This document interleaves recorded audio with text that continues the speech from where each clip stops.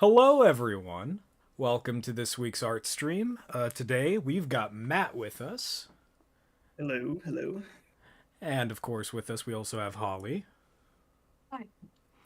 And this week we're going to be doing more card art, and we're going to be switching up our development cycle a little bit. We're going to try and we're working toward getting a more cohesive prototype out there that showcases the way that the better represents the way that the game is going to look more in its final form, or at least the card elements.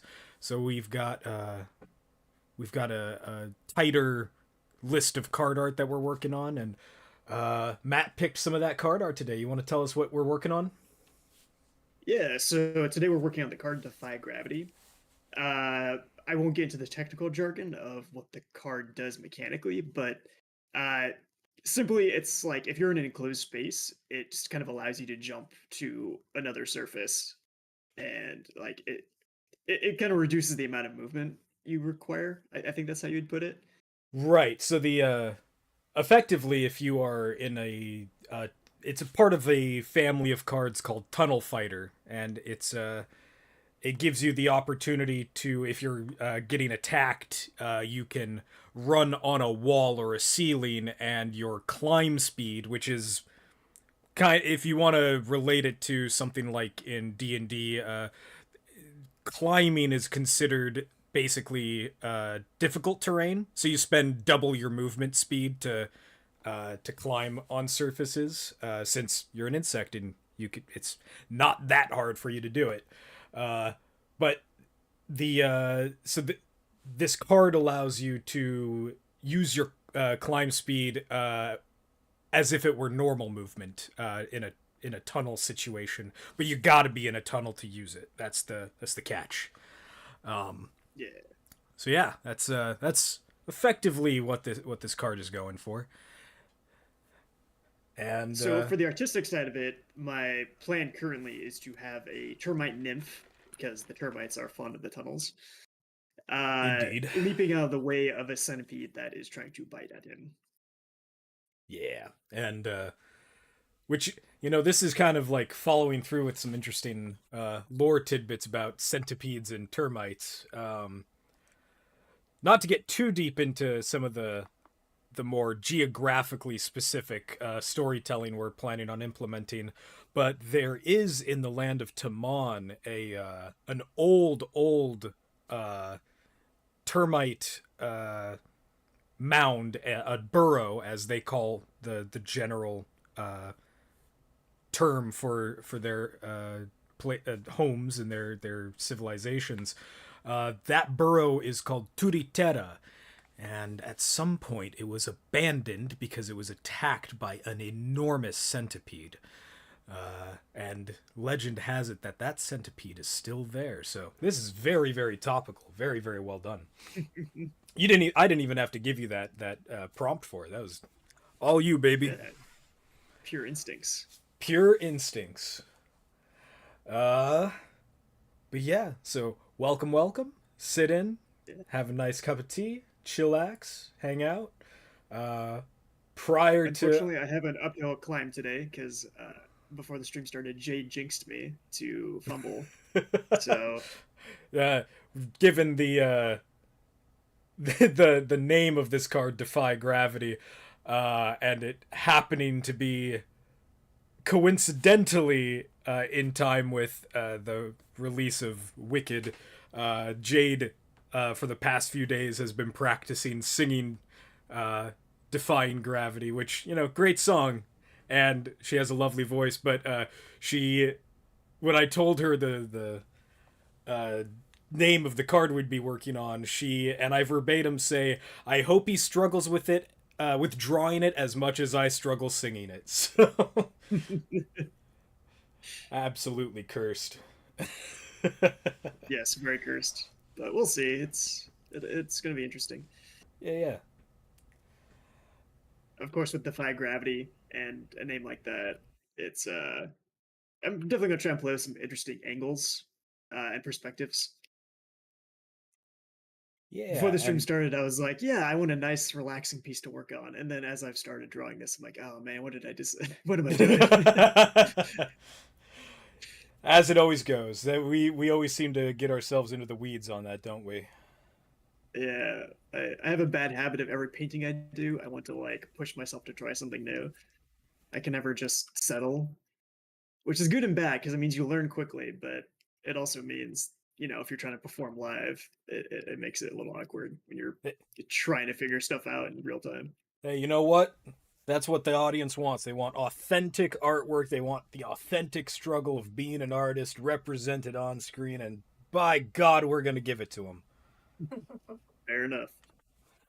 Um, and I can totally relate to that though. Every single time I work on music, I try and stretch myself a little bit, try different techniques, and experiment with different instruments, and it's why my process with music, I'm very relaxed, and I try and take a little bit more of my time on it. I don't think I could ever do it very efficiently under the pressure of like a live video like this. We tried it once before, and I got to a certain extent, and then I had to take like a 2 day break because my brain was just like firing on too many cylinders. Yeah. But yeah, today will be fun. Today's gonna be good. I'm excited. Got some cool stuff coming at you, and this is all gonna be like, this is all part of a larger plan to be getting more of the game as we envision it out to you guys, and hopefully be able to show you more of like what we're trying to accomplish as far as like this game design, this crazy game design ideas we have going on is gonna be represented physically, and yeah, it'll be a few months before we can get to that point, but hopefully we can share some stuff as we go along with some behind the scenes. And speaking of, if you haven't joined our Discord server already, all of you three folks over on YouTube, I will send you guys a link for our Discord server, and you can join in. We share behind the scenes. We answer lore questions. We're pretty open about world building stuff, and we're also into like collaborating ideas that maybe we haven't even thought of. So if you've got ideas for Colony and want to share, and maybe we can glean some ideas and bounce stuff off of each other. We're a very creative group over here. Although it's been quiet over the holidays, that's fine. It's the holidays. I think that's usually the case. I'd expect things to pick up around February. Yeah, yeah. From everything I hear, especially YouTube, is very slow in January. Yeah, everybody's lethargic and trying to recover from travel and the social aspect of traveling at the end of the year. It's a lot. It's a lot. I know. I between November and December, I made, I want to say something like 3 trips, basically up and down the coast of Oregon, and by 3 trips I really mean it was more like 6 to 7 trips over and over and over again. Because Jade lives nearby, lives a few hours away from me, and so I go down the coast to visit, come back up the coast, and every single time I do it, it's 4 hours, and then like there and back, and then I gotta, if she's coming up here to hang out, then I gotta do that trip several times throughout the visit, and it's tiring, but it's good to, it's always worth it to hang out with good friends. I got to I think I already talked about this last stream, that over New Year's Eve, we Jade and I went and hung out with another one of our friends in another city, and we went and saw Nosferatu and Sonic the Hedgehog 3 back to back, the craziest double feature theater experience ever. But it was good. It was very, very fun. the true sequel to Barbenheimer. Yeah, yeah, yeah. I think Bert made that joke last week. Everybody's on the same Kool-Aid. All right. Um, but yeah, no, like honestly, Nosferatu and Sonic back to back, like it was really good because like Robert Eggers' style is very like solemn and very artistic and very heavy, and especially with the content of Nosferatu and just like there's a lot of really traumatic stuff that happens in that film.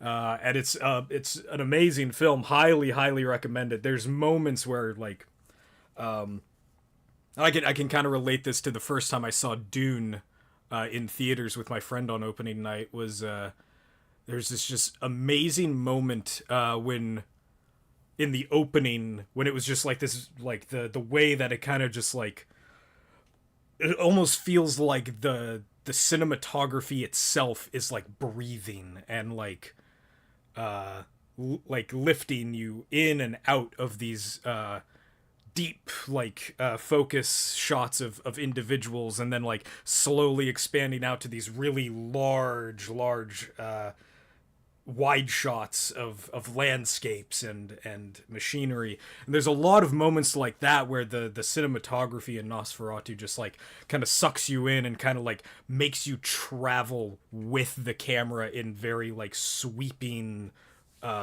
very smooth motions. And it's a very good film in particular. And I won't spoil it for anybody who wants to see it because I highly recommend seeing it. Thank you. There is one moment at a crossroads that once you reach that point, the cinematography just skyrockets to completely masterful proportions, and it took my breath away with how good it is. So yeah, starting with that really heavy artistic stuff, and then with a very satisfying and very beautiful and ending and all of it, and then having about 15 minutes to go get some popcorn and some snacks, and then coming back and watching absolute schlock of Sonic the Hedgehog. It was great. It was so much fun. I think probably one of my favorite double features. And I did Barbenheimer, and that one was equally rough, but I think I weirdly enough, I think I liked Sonic 3 better as a chaser than Barbie. Sonic 3, by the way, excellent movie as well. Schlock, yes, but that's Sonic. And if you're going there thinking you're watching real cinema, no. Why? Why would you ever think that? You're there to feel the cringe and love of people who actually care about the Sonic fan base and are making really good material for them. So yeah, go give both those movies some love. If you do it as a double feature, don't tweet at me because I'm banned on Twitter. Again? I had a panic attack because I have that account that I'm kind of keeping low on. That's just like my lurking account. I logged into Twitter on my MacBook the other day and was like, "This account's banned." I was like, "What?" I didn't even say nothing. And I went and looked. And I was like, "Oh, this is my old account. I'm just for whatever reason it's still letting me log in. That's fine." What is the thing I'm seeing about Sonic 3 where there's signs saying "Do not cheer when a child is killed" in a Oh. flashback? I have no context for what that is. So if you know anything about Sonic Adventures 2, and this shouldn't be a spoiler because like the I think it's pretty open that the third movie follows very closely to the storyline of Sonic Adventures and is very directly tied with Shadow's backstory. I won't get into deep spoilers for anybody who really cares, but there is a very traumatic moment where a character that Shadow cares about very much, who is a child, gets harmed. and it's very traumatic and very the way they show it on in the film also is really sad, and like all of me and my friends were like actually like sitting there crying, and then I realized I'm watching Sonic the Hedgehog. I don't care that much. Also, yeah, Yulf. That's true. Shadow Reeves. Shadow Reeves is peak. I knew he was gonna do a good job. He does an amazing job as Shadow the Hedgehog. And plus, it's just it's Keanu. We love Keanu. He's the most wholesome wholesome guy in Hollywood. Almost had a throat. Jar. I almost said it. I Yes, 75 cents in the jar. You got 3/4 of the way through the word, 75 cents. Yeah. That's fair. That's fair. I'll take that. Ah, well, to divert away from movies and potential spoilers for anybody who wants to see them, uh, prior to starting the stream, we were talking about Bionicle, uh, and so As one does. as one does, it's a hot topic on many people's minds nowadays.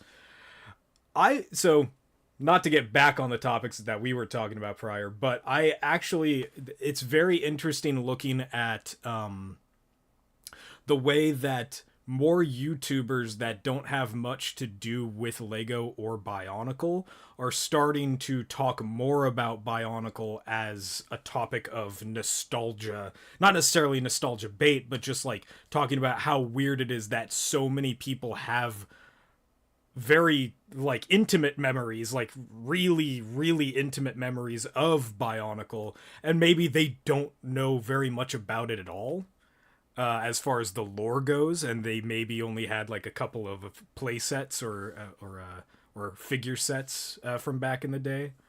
And it's kind of this, like, a lot of the topics of those guys have been like going into more of those details of like, this is what I learned about the lore, even though I didn't know about this when I was a kid. And it's kind of cool seeing people finally appreciating the story of that really bizarre Lego line.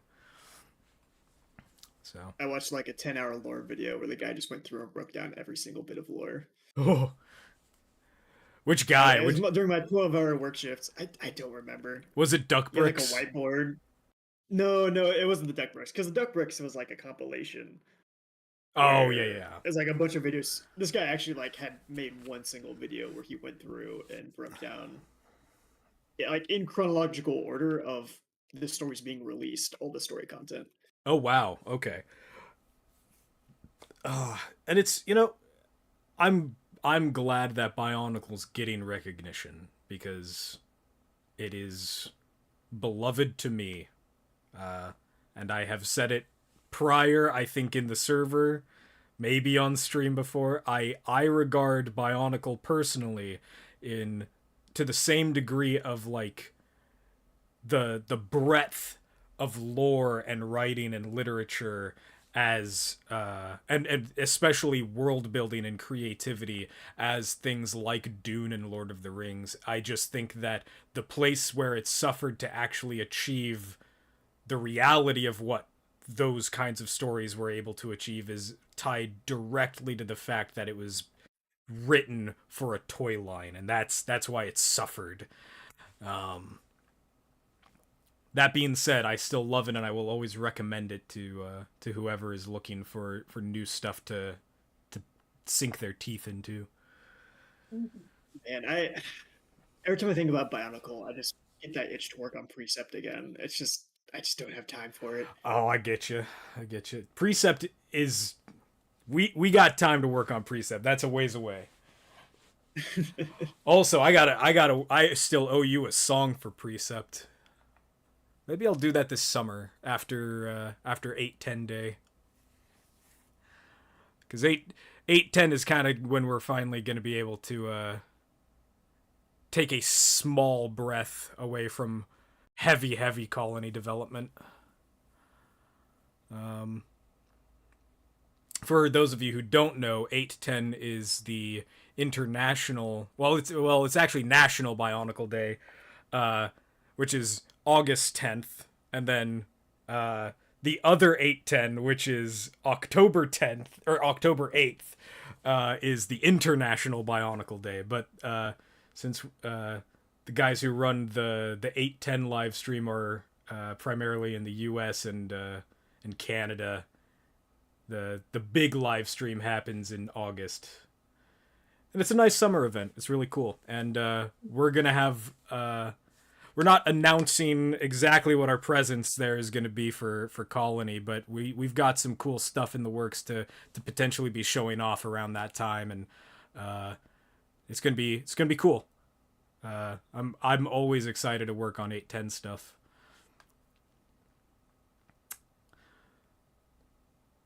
The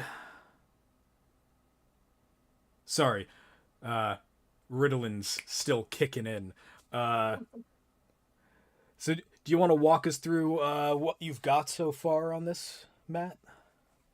Yeah, sure.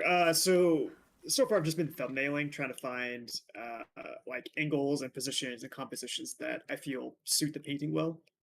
Mm-hmm. Right now I'm just doing like a value pass on it just to see what reads well. You definitely want to make sure that your paintings read well when they're very small and very basic. And so the whole reason of going through and doing the values in addition to the line work is just to make sure that if this is very small and on a card, that the viewer can generally understand what's going on in the piece. Excellent. Yeah, yeah. The more legible something is from afar, the better the details can be up close for sure. Yep. Yeah. This definitely follows along with that idiom of like start with your broad strokes. Hmm. Uh, get concepts in before details. Yeah. And so like contrast is very important to making sure, especially card art reads well. One thing that I've seen researching like Magic the Gathering artists is they really boost their contrast on their paintings. Mm, They make sure that the darks are darks and the lights are lights, and that the forms in the paintings have a very strong silhouette that utilizes that contrast. Because I mean, you're looking at a painting that's like what, like 2 and some inches wide. Like you got to be able to look at it and see what it is from a glance. right. That's I think that's definitely a strength of Magic the Gathering as far as their game design goes as well. Is that like while in with their color system for their mana, the uh, the strength there is that they're able to create really strong themes within specific colors, and uh, they're able to at like the strongest design of those cards is that at a glance you know what the color of the card is without even looking at the border, without looking at the actual mana cost itself. Like it's really like a very very strong artistic design that strengthens the game design itself. Yeah, there's a lot of top-down quality control with how they manage their artists, which I Mm-hmm. have like some questions about. I think they can be too restrictive. If you look at like some older Magic cards before they had that strict quality control, there's some really interesting pieces of art that, let's say there's a card that has like red and blue mana. Yeah. Nowadays, all the paintings are also going to be red and blue. But if you go back, there's some stuff that like doesn't use red or blue, but it still evokes the feeling of a card that is mechanically those colors. Right. Yeah, they can get a little monochromatic sometimes, I think. Especially with Yeah. green green Yeah. cards.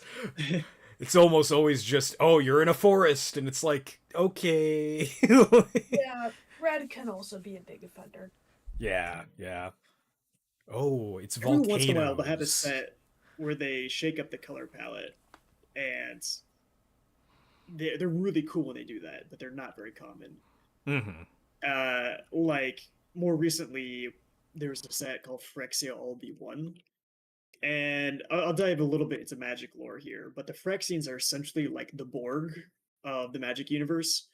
They're this autonomous machine group that has like this religion where they want to perfect everything and turn everything into machines and make it perfect and complete.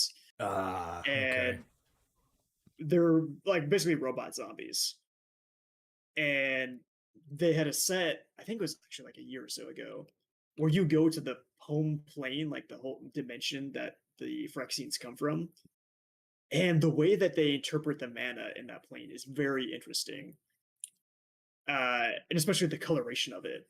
So like green, there's no plants on Phyrexia. So the way that like the green art is interpreted is you have these forests of like twisted metal that are barbed, and it's like oxidized copper. Oh, Oh, very cool. Okay. I like that. Uh, That's pretty creative. yeah, yeah. The art design for that set is crazy cool.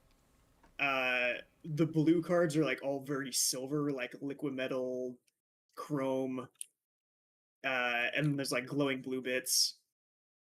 Uh, fire is a little more vanilla. It's just like magma and like forges and smelting. Yeah, yeah. The machine Uh, factory shit. Yeah. Oh, there's a dollar. oh, got him. Dollar in the jar. Man. But white is the really cool one. So with white, like it dives into the themes of like the religious aspect of the Phyrexians, and it's all these cathedrals, but they're made of like bone and porcelain, and Whoa. there's really strong red accents to everything because it's like the flesh of the people they've assimilated is like strewn out and made into like banners and cloaks and stuff. It's like really morbid, but it's a really distinct color palette that uses, or it's like a really distinct color palette for white cards because it has Hmm. this bright red accent. Very nice. So it's cool that you say that because that's kind of bringing to mind not anything related to magic, but Warhammer. Actually, my friend Alex, old friend, uh, he plays Warhammer 40K, and he had this one group. I think they were. I can't remember what division but they were Space Marines of some sort, and he painted their the dreadnoughts, I think is what they're called. He painted them so that way they looked like their surfaces were marble, oh, and Ooh, that's and cool. and so the all of the plating looked like it was like this intricately like shaped and chiseled marble, and then it had this rose motif that he just hand painted on each and every plate. And so it had this, and he's an incredible artist. I love his. Him and I actually worked on one of the first world building projects that I ever came up with together.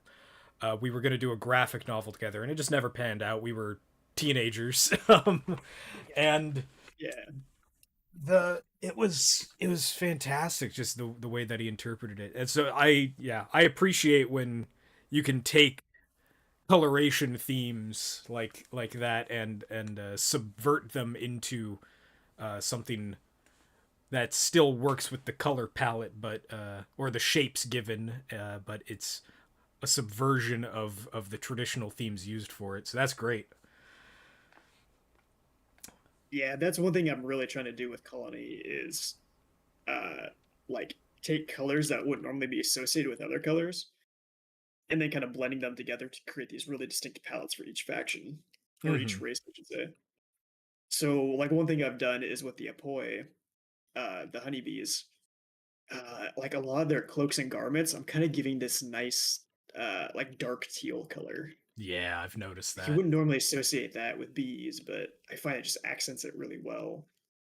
I think Uh, to coincide with that, I think that the way that it contrasts against the yellow, it's interesting because you'd think that they would try and go for more like traditional flower colors, given their culture. Uh, but the way that you've used teal makes it feel so much more like they go out of their way specifically to acquire it because of how different and rare it is within nature. I dig it. I really dig it. It's also throws a little bit into the face of the blueberry bees as well, which or not well blueberry bees they're mason bees, but they are blue colored. The Oseam, the Oseam are oh it looks like imbecilium. Oh no. Hey, how's it going, Jonjo? Good to see you. Welcome. Looks like he's not in the Discord call, but he's on YouTube, presumably. But yeah, the blueberry bees, the Oseam, they cultivate that blue color with the berries that they cultivate in their communes, and that's in their legends. That's how they first got their coloration on their chitin. Is that they would take the blue skin and they would rub it onto their chitin to color themselves that way. And that the that's how the females of the Oseam would do that, and then the males would they would, since they're a little bit more green, the idea there was that they were taking the chlorophyll from the leaves and they were integrating that with the blue dye to create this more shimmering higher contrast greenish teal to their chitin, and then dyeing their hair specific colors. And it's kind of like in Oseam culture, it's very contrasted to other Apoy cultures, or at the very least, it's more contrasted against Malif culture, where in Malif culture the men are considered second-class citizens. Effectively, they are born with two purposes: to defend the queen, and if they can accomplish that to a great degree, then they are given the honor of being able to procreate with the queen at her whim and disposal. But they are more or less going to die in service of defending the queen. Just like Twitch moderators. Amen. Man, that's that just threw off my entire thought process of where I was going. But yeah, you're right. But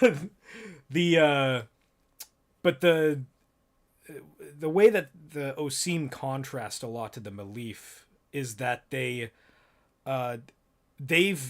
because they don't have a hierarchical system with a main queen who produces all of the children of the hive. They are they're communes of family units that work together to cultivate their fields, and they kind of produce a little bit of honey for their young, but they don't stockpile it the way that honeybees do. And so their approach to the way that they treat each other in the sex dimorphism is that they do view each other much closer to the way that the Tera do, where they are equals, and that they have to work together to accomplish great things with their people. And of course, that's not to say that they operate precisely like the Tera do, because the Tera are they are a hierarchical society that has developed more into this egalitarian mindset. But the Oseam are you have to have the utmost respect for each other to survive in an Oseam commune. And so that's kind of where the change in their color comes from in their lore, is that they view the males colored themselves green as a way of like they have a purpose in helping provide in whatever way they're capable of. to the longevity and the sustainability of their family and the commune, and then by that same token, the women colored themselves blue to represent the blueberry as this way of like providing nurturing and nourishment to their broods and the rest of the commune. And so it's like this, you know, split but equal responsibilities to in providing for your community. I've you know like I've gone into a lot of really deep details like that in a lot of representations and symbologies of how they view all of the Sakuta, of how they view themselves and how they came to be, and the reason why they're colored the way they are, the reason why they behave the way that they do, and a lot of it is through you know, loose lore concepts that I've thrown together over the years.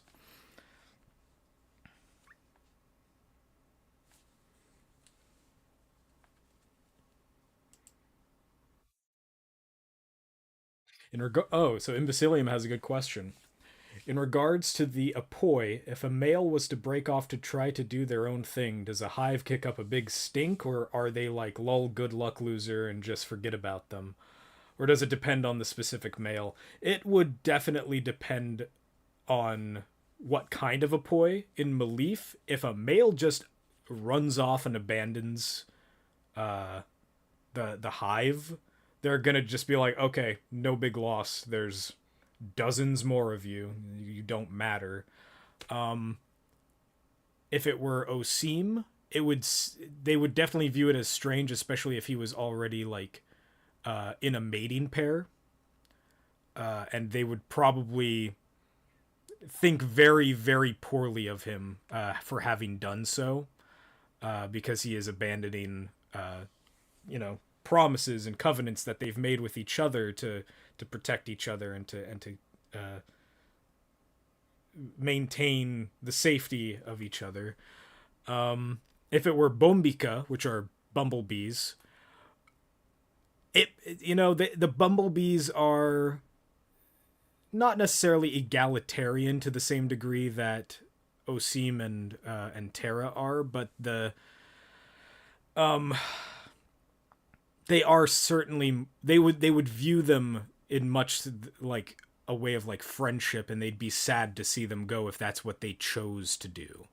But by that same token, they wouldn't stop them, because the Osim or sorry, the Bombika are very much about agency and about what's the pacificity. They don't, unless they are absolutely under duress, they will not fight. They have no reason to make any kind of strike first. And so that follows through with a lot of their cultural aspects, where if they were to if somebody were to make a decision where they did not want to participate in their society, they would not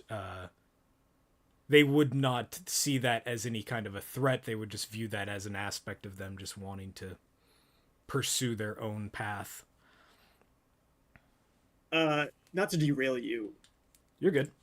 Are the Bombika going to be a playable race at some point? We've had this discussion before, Holly and I. Mm-hmm. We thought that it might be interesting to have them in base game, but we likely won't in base game, just from time constraints. The hope is that eventually they would be available to play in an expansion, because there'll be an archetype of Apoy that can be played, that can be easily put out there in some expansion as a tribe of Apoy. So in the future, yes, they will be. Exactly when that will be, not sure yet. Likely in an expansion, though. Okay. Sounds cool. I'm sure you could also homebrew them fairly easily. Oh, for sure. The idea that I've had for them is that, like, we have general, you know, we have the general common traits as far as cards go for for all of the different species to be able to draw from that are determined upon casts and weapon types that you choose and different pheromonal abilities that you have, and then you have racial traits that cover general races like Apoi, Fora, Tera, such as that, and then you get into more delineated tribes where it is very specific species that we're talking about. And when you get down to the tribal traits, each tribe only has 5 traits available to them, which makes adding new tribes into further expansions a much more like feasible and easy thing to introduce. So we're going to be able to add a lot more tribes later on down the line. It won't be nearly as cumbersome as this first base game has been as far as getting artwork and all that done, prepped for it. Yeah, that's kind of why we're holding back on as many tribes as we could develop, not only because we want to have things to release later on, but also just because if you haven't been on one of these streams before, we have two wonderful active 2D artists, Matt here and Charles, who And streams a only lot, two. And only only two. two. So there is a certain bottom threshold to art that we can reasonably ask our artists within this. We're a passion project. We pay them as much as we're able to out of the Patreon funds, but it's not as much as I'd like to be paying them, especially for the kind of quality of work that we get out of them. But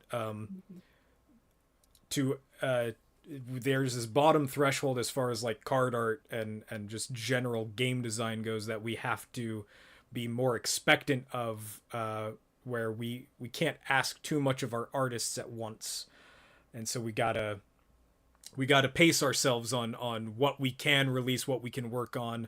But that being said, that doesn't necessarily mean that the mechanics won't exist within the game. It's just that they won't be playable right up front. It's just that we will be developing the mechanics and then eventually releasing a way to play them later on. For instance, the Erg are a tribe of Fora that they're slave traders. They are based off of slaver ants, and they have a particular set of tribal traits that they're going to have that are in relation to things like mimicking their the pheromones of other Fora tribes, or their mandibles are going to be barbed, and that's part of the reason why they have to rely on enslaving other tribes to care for their broods. And we're going to have all of those available so that way you can fight against Erg as enemies within the RPG, and even possibly be able to play them in the war game format. But we won't have the official materials out just yet for you to play them as a playable race. So that's kind of where we're at right now. Also, all of this with the asterisk that this is still very far ahead of release, and really a lot of what we're saying here is subject to change. Absolutely, yeah. We've had a lot of discussion about the about logistics and about just generally where we're at in development, where we can talk about a lot of this stuff and about what our plans are currently, because a lot of it doesn't relate to necessarily spoilers to gameplay or story or anything like that, but it is always subject to change depending on what our current zeitgeist of being able to develop colony is.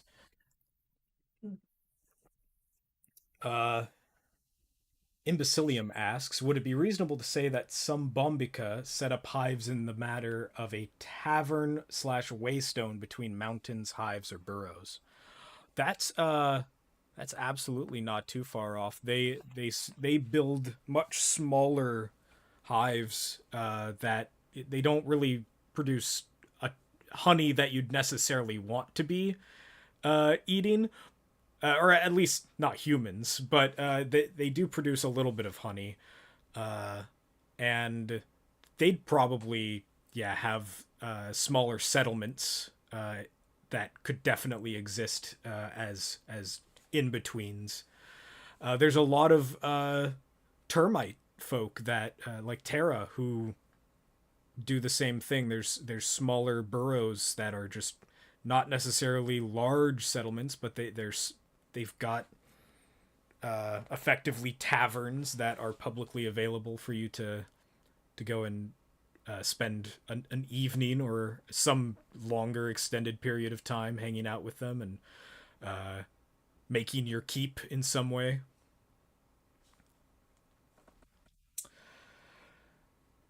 I've actually always wondered, what do the Sekuta use as currency? They Or do they have a currency? they don't. That was actually kind of something that I decided very early on, is that they don't really have a currency. They do trade. They do a lot of bartering. Yes, yeah, Imbecilium, they have a bartering economy, and that's like kind of another function that you of the forage mechanics that you see in the game, is that there's a lot of goods that you'll come across that will that you can use as part of the game mechanics economy, as far as like playing cards, performing abilities and such. But you can also use that forage as trade goods for when you stumble upon other settlements. The the one thing that's probably the most valuable trade resource uh, across Aoyama is amber. Amber is very, very valuable because of its close association with being able to ward off and greatly damage and harm the children of the amber. And so having like a pocket full of amber shards is always like a pretty good way to say, yeah, I've got some trade value right now. And there's going to be a lot of races that or just characters in general that like don't use amber for many or any of their abilities, and so you may just have a pocket full of amber just on you often. And that's usually a pretty solid trade material for bartering. I imagine it has a second-hand importance as a religious item, being a direct product of the mother tree. Uh, Maybe not. If it were mother tree amber, sure, but not all amber comes from the mother tree. But all amber does damage Sakuda. So the Ulakuta. Ulukuta. Oh yeah, sorry, thank you, Ulukuta. Yeah, children of the amber. Um, so it certainly does have religious significance though. There, not to get too much into some of the story beats, but there are some religious facilities, we'll call them, that view it as a in the same manner that like you'd think having crosses or very ornate crosses made of silver and stuff like that would ward off against things like vampires or werewolves or something like that. So like that level of significance as far as like being able to use it to ward off sacred places that or temples and things like that that you wouldn't want to get ransacked by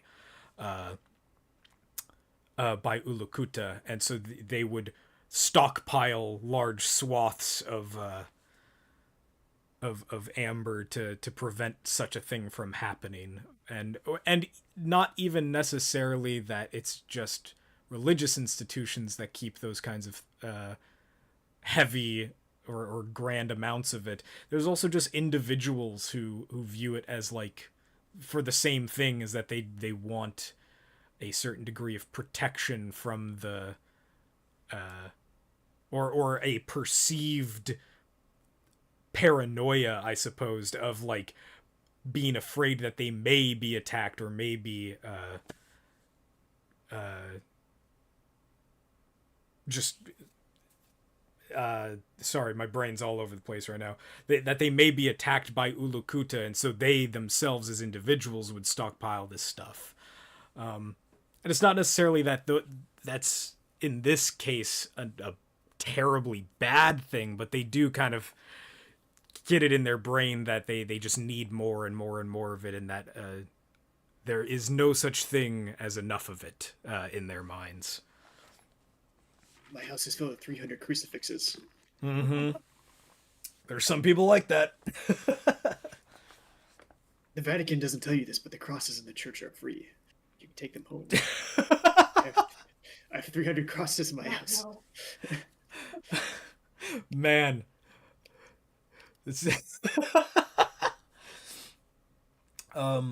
So what sets apart Mother Amber and regular amber? Does it look the same, or does it have a difference of luster or such?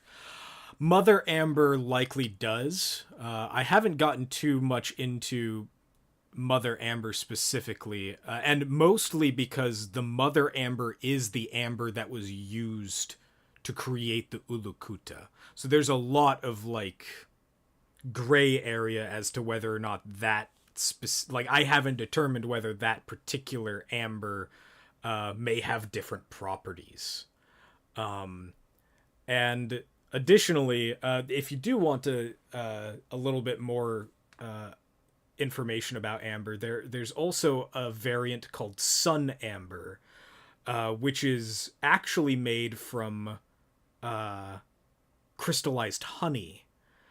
And it has much the same properties, in fact, even stronger properties. It is an exceptionally rare material, though. It is because it's not just necessarily crystallized honey. It's that it has to go through the same compression process that amber itself does. And Sun Amber is very, very, very like potent and strong against the Ulukuta.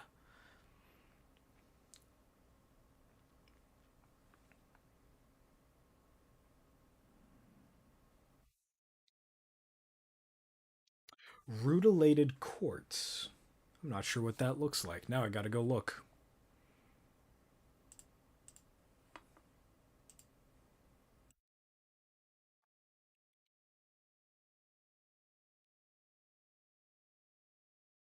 Oh wow, that's gorgeous. I feel like I've owned some of that in the past. I used to be really into geology, and I've owned a lot of rocks. I feel like I may have owned a chunk of rutilated quartz at some point. I will post this in the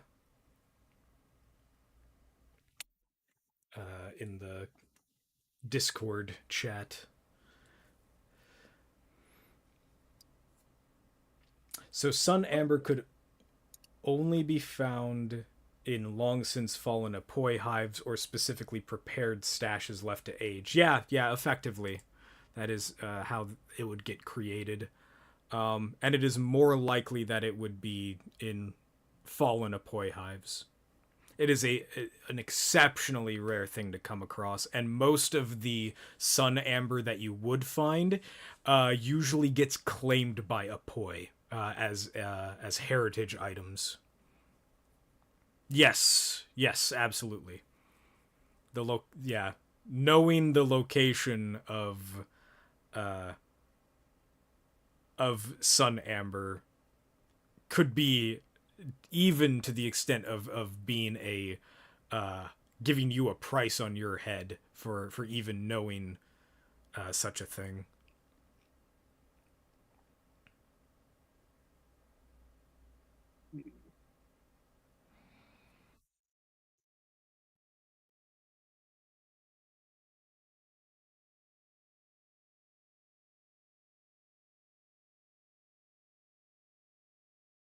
I'm not particularly happy with how that pose was turning out. Okay. Such is the artistic process. Yeah. Yeah, we're gonna see if we can salvage this background though. Gotcha. Thank you.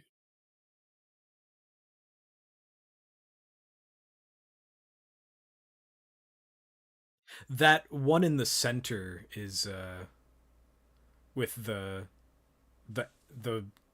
Tera climbing on the ceiling. I feel like that's a pretty good representation of what I'm trying to get for the card to feel like. If you could incorporate maybe that aspect of the Tera on the ceiling or the wall, like climbing or running, and yeah, that spiral motif. I think that a combination of those two would be really, really strong.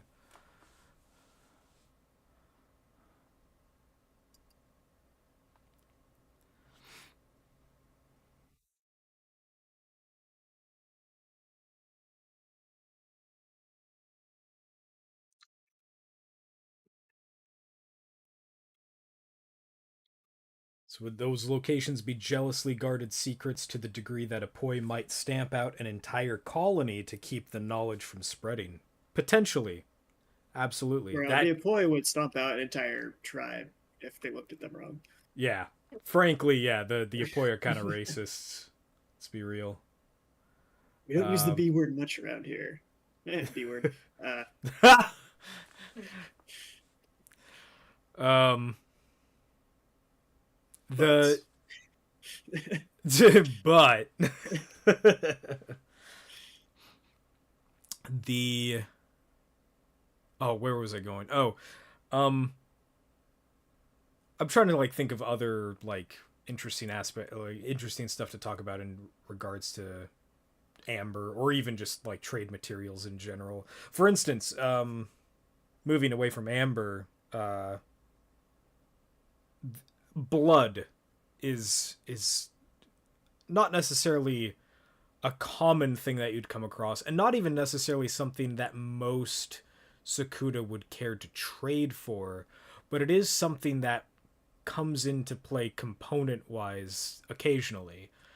Um, the blood is most often harvested from Mosek by Mosek shepherds, which we have a lore short on. If you go onto our shorts page, wink wink, and the blood is kind of treated in a handful of ways. Yes, the Het do trade for it because they use it as a component within some of their alchemical spells. They're definitely the ones that use it the most in comparison to the rest of the Sakuda. But that being said, there are interesting uses for blood beyond alchemical magics.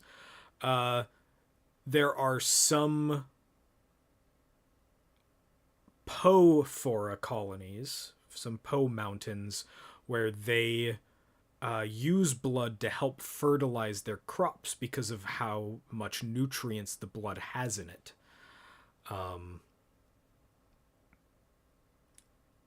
There's also some, to some degree, a certain amount of nutritional value that can be derived from blood in cases of specific kinds of plagues. that it can be used as a remedy in some cases, but it's a very rare and uncommon thing for most Sakuta to use, but it is something that we're going to be developing more as far as lore and gameplay is concerned. Uh, Certain sects of Het are more they have more proclivity in using it than others because they've discovered different kinds of magics that can be used with it. Um, there's a lot that can be said about blood as a material. Uh, and there's also silk. Uh, Silk as a component in the game is us kind of future proofing not just magic systems that are in place or healing systems, because you can use silk to wrap a bandage with some card play, but the silk is also us kind of future proofing for when we eventually get spiders into the gameplay. So there's a lot there's a lot to the forage systems that we've been developing, and I'm really excited to get more into it as we get further into being able to show you guys more of the gameplay. Mhm.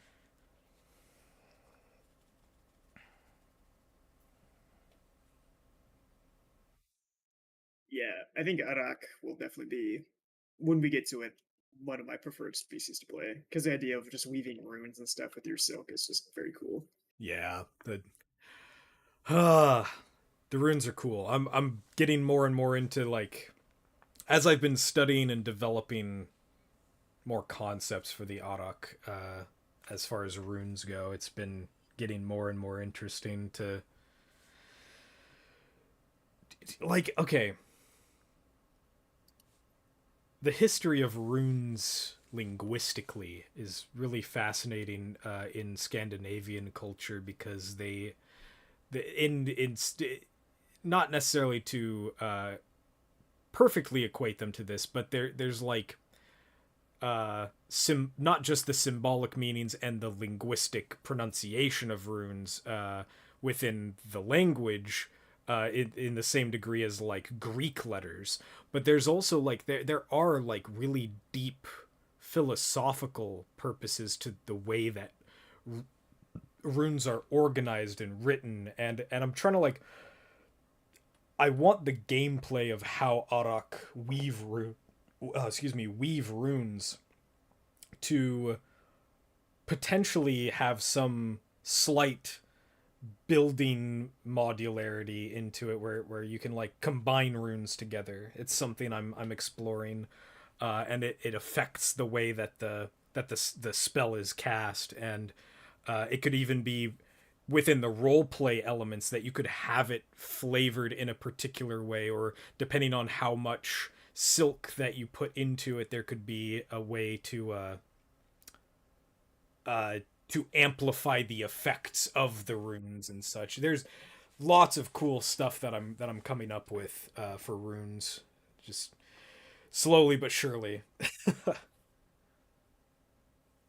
Yeah, if not an Arak, I'd love to play as like a Fora that hunts Arak and then like uses it to enchant his weapons.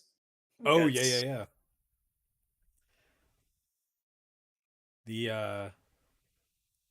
There's some cool the campaign that I'm writing for the first campaign of the RPG is going to involve some degree of that as well, of encountering Auroch, that you're going to have opportunities to enchant your weapon, and that's going to be really fun. I'm Like I said, lots of really cool stuff in the works for it. You're going to like the things I've got in store.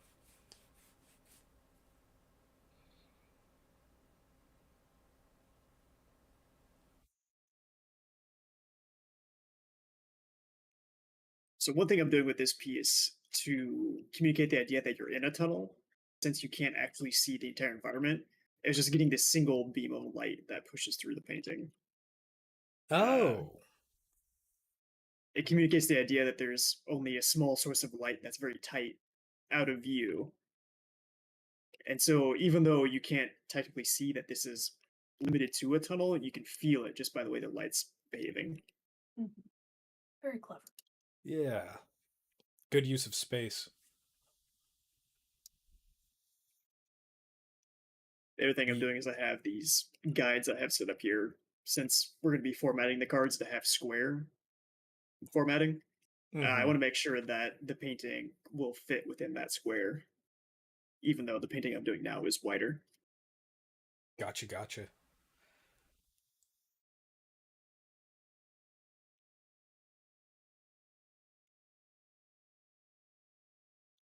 Can't wait until we've got everything ready for card art, and we can even like use the full illustrations for the art book.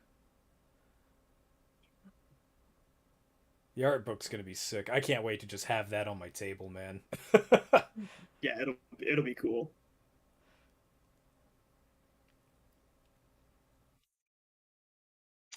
I assume the Uh, shut. Oh, just sorry. Go ahead. one thing real quick. Regarding the bestiary, at Mm-hmm. some point, if you can get me a list of everything in the bestiary, I can start incorporating those into various card arts, and so Sure that thing. way we can double dip a little bit. Absolutely. Well, we were gonna. Was today gonna be the day we were gonna sit down and do a little bit of the decision making, right, Holly? And then I'm afraid that was supposed to be yesterday, but I was believe that? you were the Oh, only one. yeah, yeah. Yesterday was a lot for me. I was going through it. But let's see. Perhaps on if you got Wednesday free, Holly. Yeah, Wednesday should be free for me. Okay, we'll get together and we can start parsing out which creatures we want to fully include and start getting ideas written down. The I can send you a link as well to the bestiary if you like, Matt, and you can because we have or not the bestiary, but the creature compendium as we call it. Um, Mhm. we have a suggestions page within that document where Holly has done this incredible compilation of a ton of really interesting insects from all of the different creature categories uh, and has links to all of their iNaturalist pages, so you can like go and check to see the what they look like out in the wild and stuff like that if you like as well.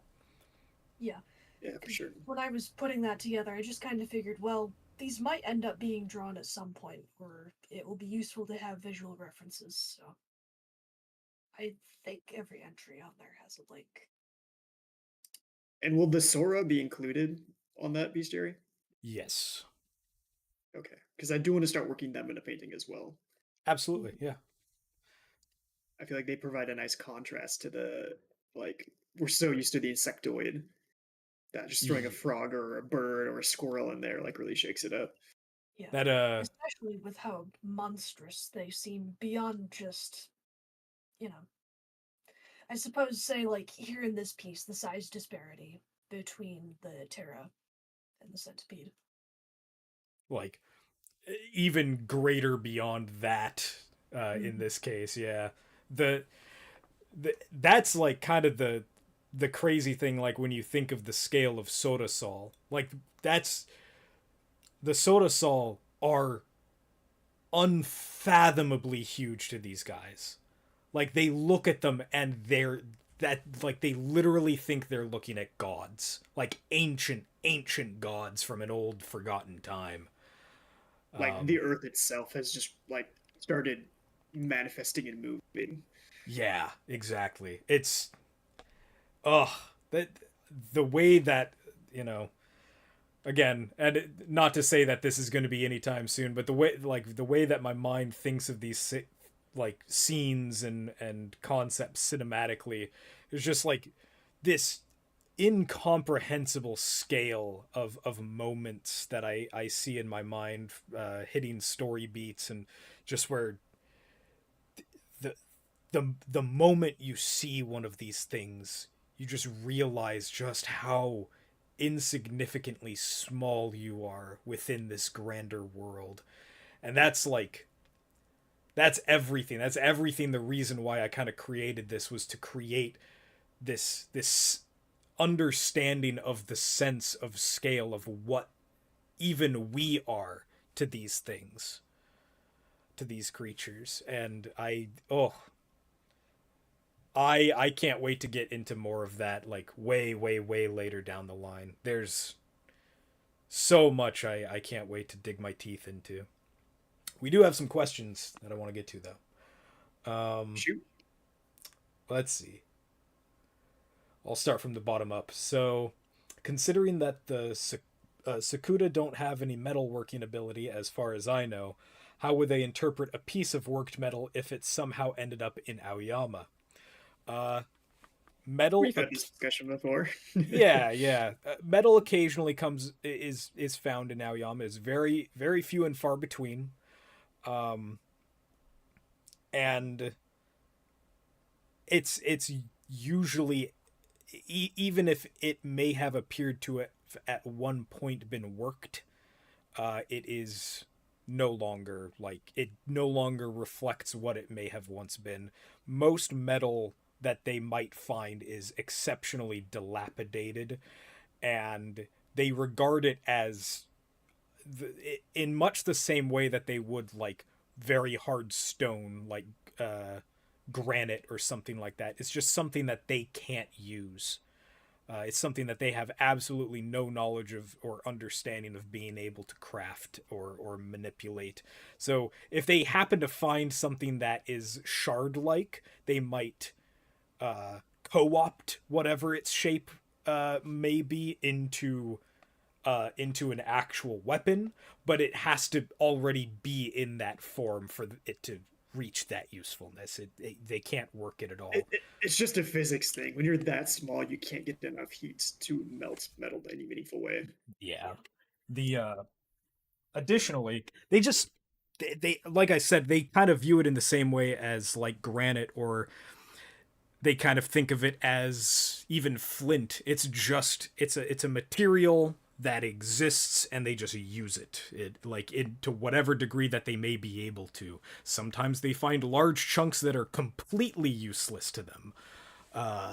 Sometimes they find very small chips of it that are slightly bendable but spring back too fast, and so they can't really get it into a straight blade, and so maybe they use it for something else, maybe as like a point of leverage, or if it's curled enough they might use it as like the kind of forward thinking of me to presume that they might be able to do this, but like incorporate it as like a suspension for a wagon or something like that.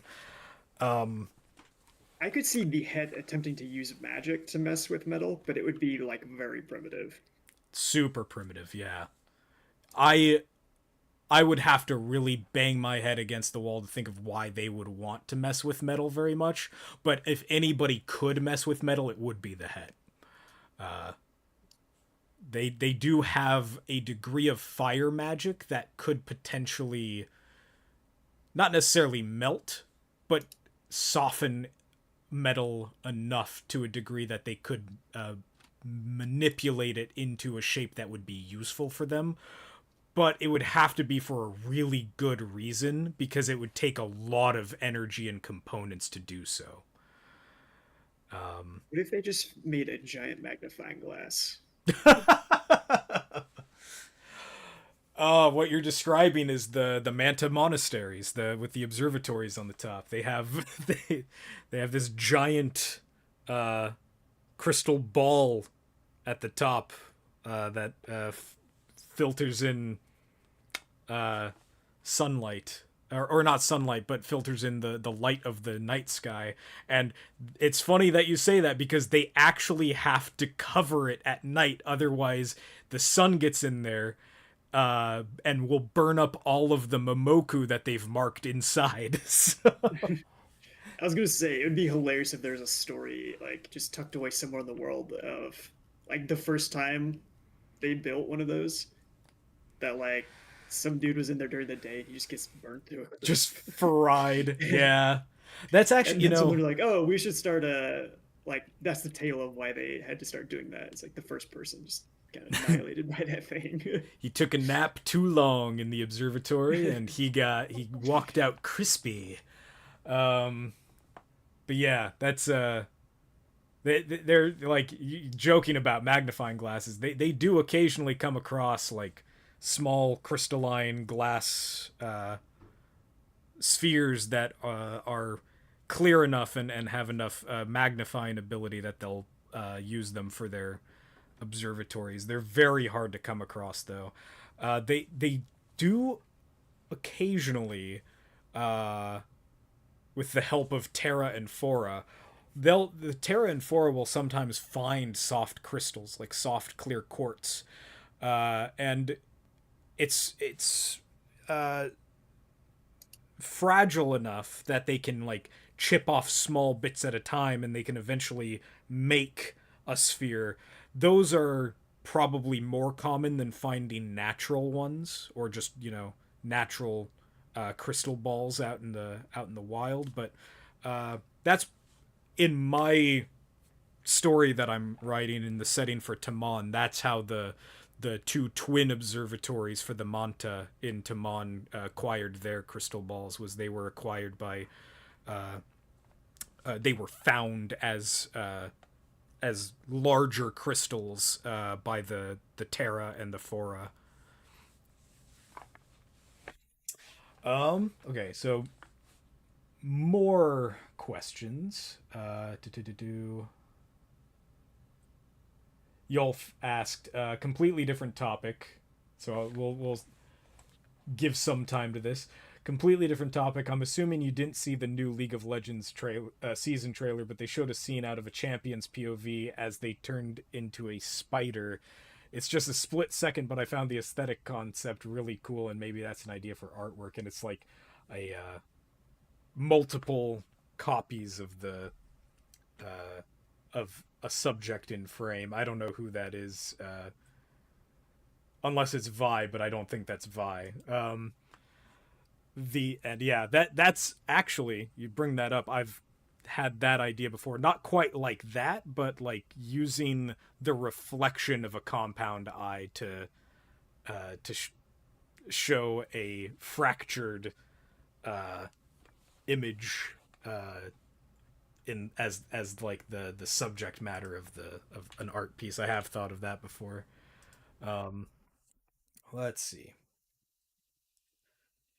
Imagine Sakuda finding an insect collection or generally looking around a human sized room with a bunch of Victorian antiques and furniture. It must be like some awe inspiring alien realm. Likely that is what their perspective would be. Just nothing that makes a lot of sense to them. Nothing that is necessarily like cohesive in the way that they think about civilization. Yeah, that's likely how they would think of it. Has it been asked if there's is some equivalent of a natural museum? Prop up the exoskeleton of non-Sakuda beasts and show them for public display. I've never thought of that before. It's not certainly not out of the question. There's, strange individuals out there who like collecting things, and that's absolutely no exception among Sakuda society. There's probably some guy who's got a weird like curios collection, and exoskeletons aren't out of the question to have there. Especially like if they came across like let's be real, if a Fora that likes collecting things, or any Sakuda that likes collecting things, came across an Arak exoskeleton and they had the strength to haul it, that's crazy.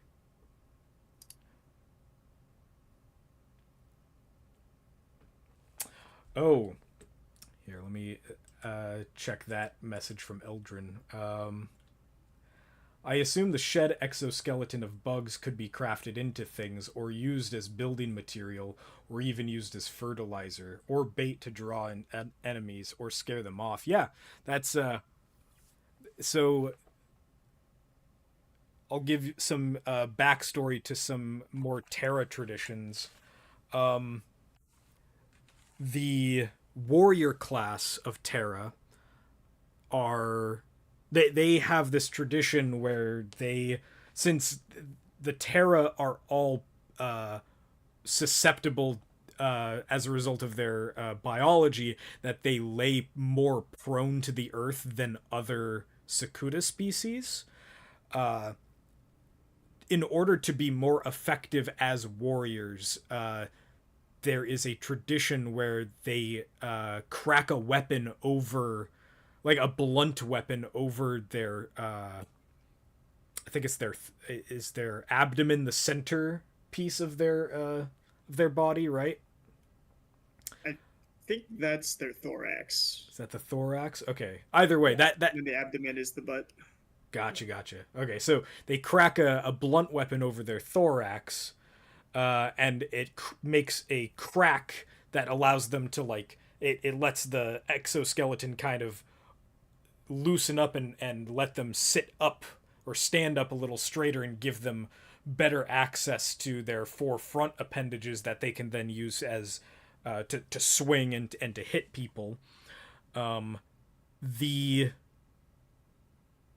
as they continue doing that over the years, there is this like chitinous scarring that builds up that eventually makes it so that way there's just this mound in the middle, and they can't crack it anymore. And when that occurs, that usually means that they retire because they're no longer useful as warriors, and so they go and find some other thing that they can go off and do in the colony. But the for those who fall in battle with really thick chitinous scarring, and they have these really thick plates on their thoraxes, it is a tradition that those who have fallen in battle will have the back of their thorax removed and then like sealed back together, and then those become the new shields for the next generation of warriors. And so yeah, like chitin gets used a lot. Chitin sheds, those kinds of examples of like fallen warriors having their chitin repurposed. And it's not necessarily that you couldn't use a another type of chitin to act as a shield or armor or something like that. You can absolutely do that. That's absolutely something that they do.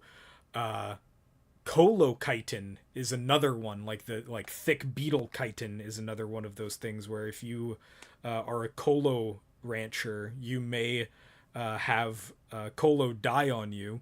So aside from salvaging the meat out of the exoskeleton, you'll also salvage the chitin as a way to trade that to a armorer or to somebody who is using it to armor maybe a wagon for a trader or something like that. The amount of chitin that is just traded back and forth all the time is very, very common. I had the idea for a hut made out of a giant colo shell. A hut? That'd be very cool. Yeah, like a little abode. I like that. That's cool. Like it'd also be really interesting to see that like used in the context of like like the Foraline being the the place where most colo ranchers would be, like their bazaar canopies for their tents, or not necessarily their tents, but like their booths, their stalls for selling things are all built out of colo shells that maybe they've strapped together in a way that they can really quickly dismantle and collapse them and fold them up. Yeah, I think there's a lot that you could do with that idea. I think like we talk about Colony being a grimdark fantasy universe, but it's also very like whimsical and fantastical. I think the Sakuta's disposition towards death is partially what makes it grimdark. Mm-hmm. In that it's kind of morbid, but they don't really like seem to be bothered by death and the way in which they incorporate and use their bodies into like weapons and just various crafting things. The other examples escape me. Uh, I guess like yeah, incorporating into their structures like the Sagao with their Yeah, stained glass wings, and the stinger spears that the Apoi use. from The Fallen way in which Queens. they have, Yeah, yeah, it's like the way in which they view death is kind of morbid, and like they don't value themselves individually as much as humans would. and I think to some degree that's also,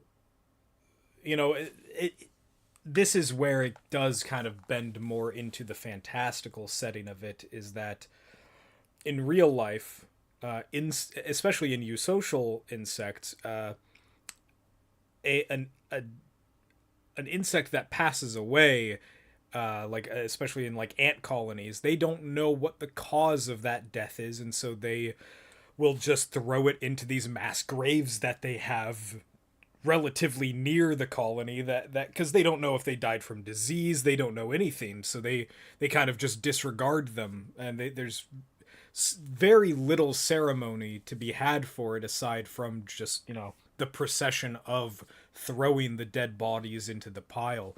And that's kind of one of the ways that I wanted to display the way that they're like developing higher thinking and higher understanding of their experience as individuals, understanding the reasons and of their death, and like the sources of their death, the pathology of it even, allowed them to have a better relationship with death, and to realize that they as individuals are even still useful in their death.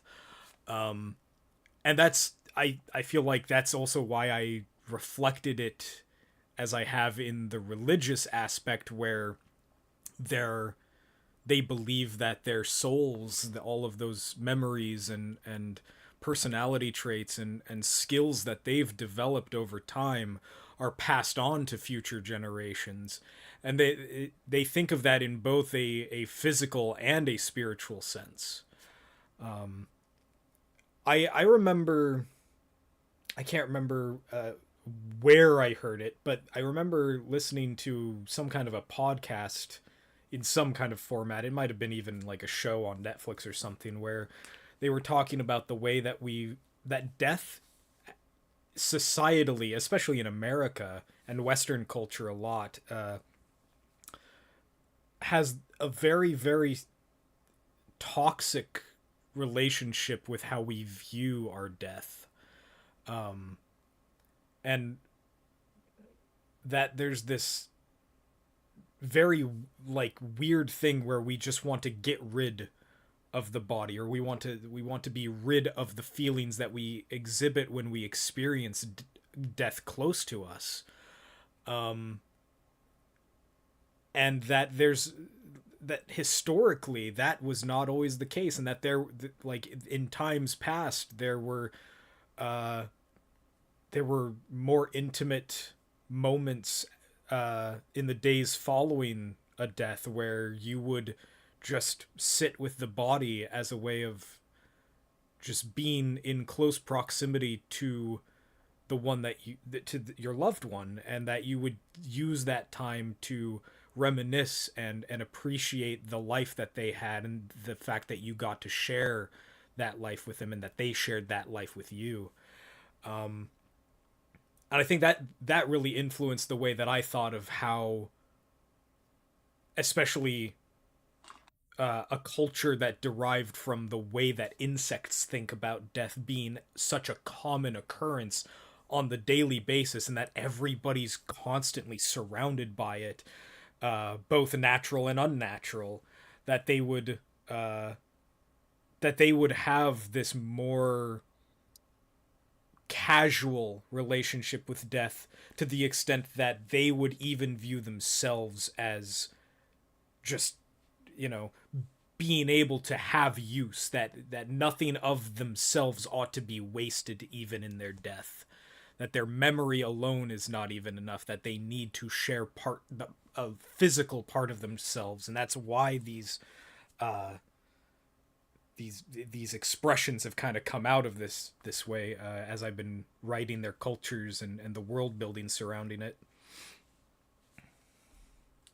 That's one thing I'm very curious about is Western society is obviously very much influenced by Christian theology. A lot of the greatest thinkers of the past several centuries have had that belief, and it's influenced the way they view philosophy and such. And like Christianity doesn't really view the body and soul as being super distinct from one another.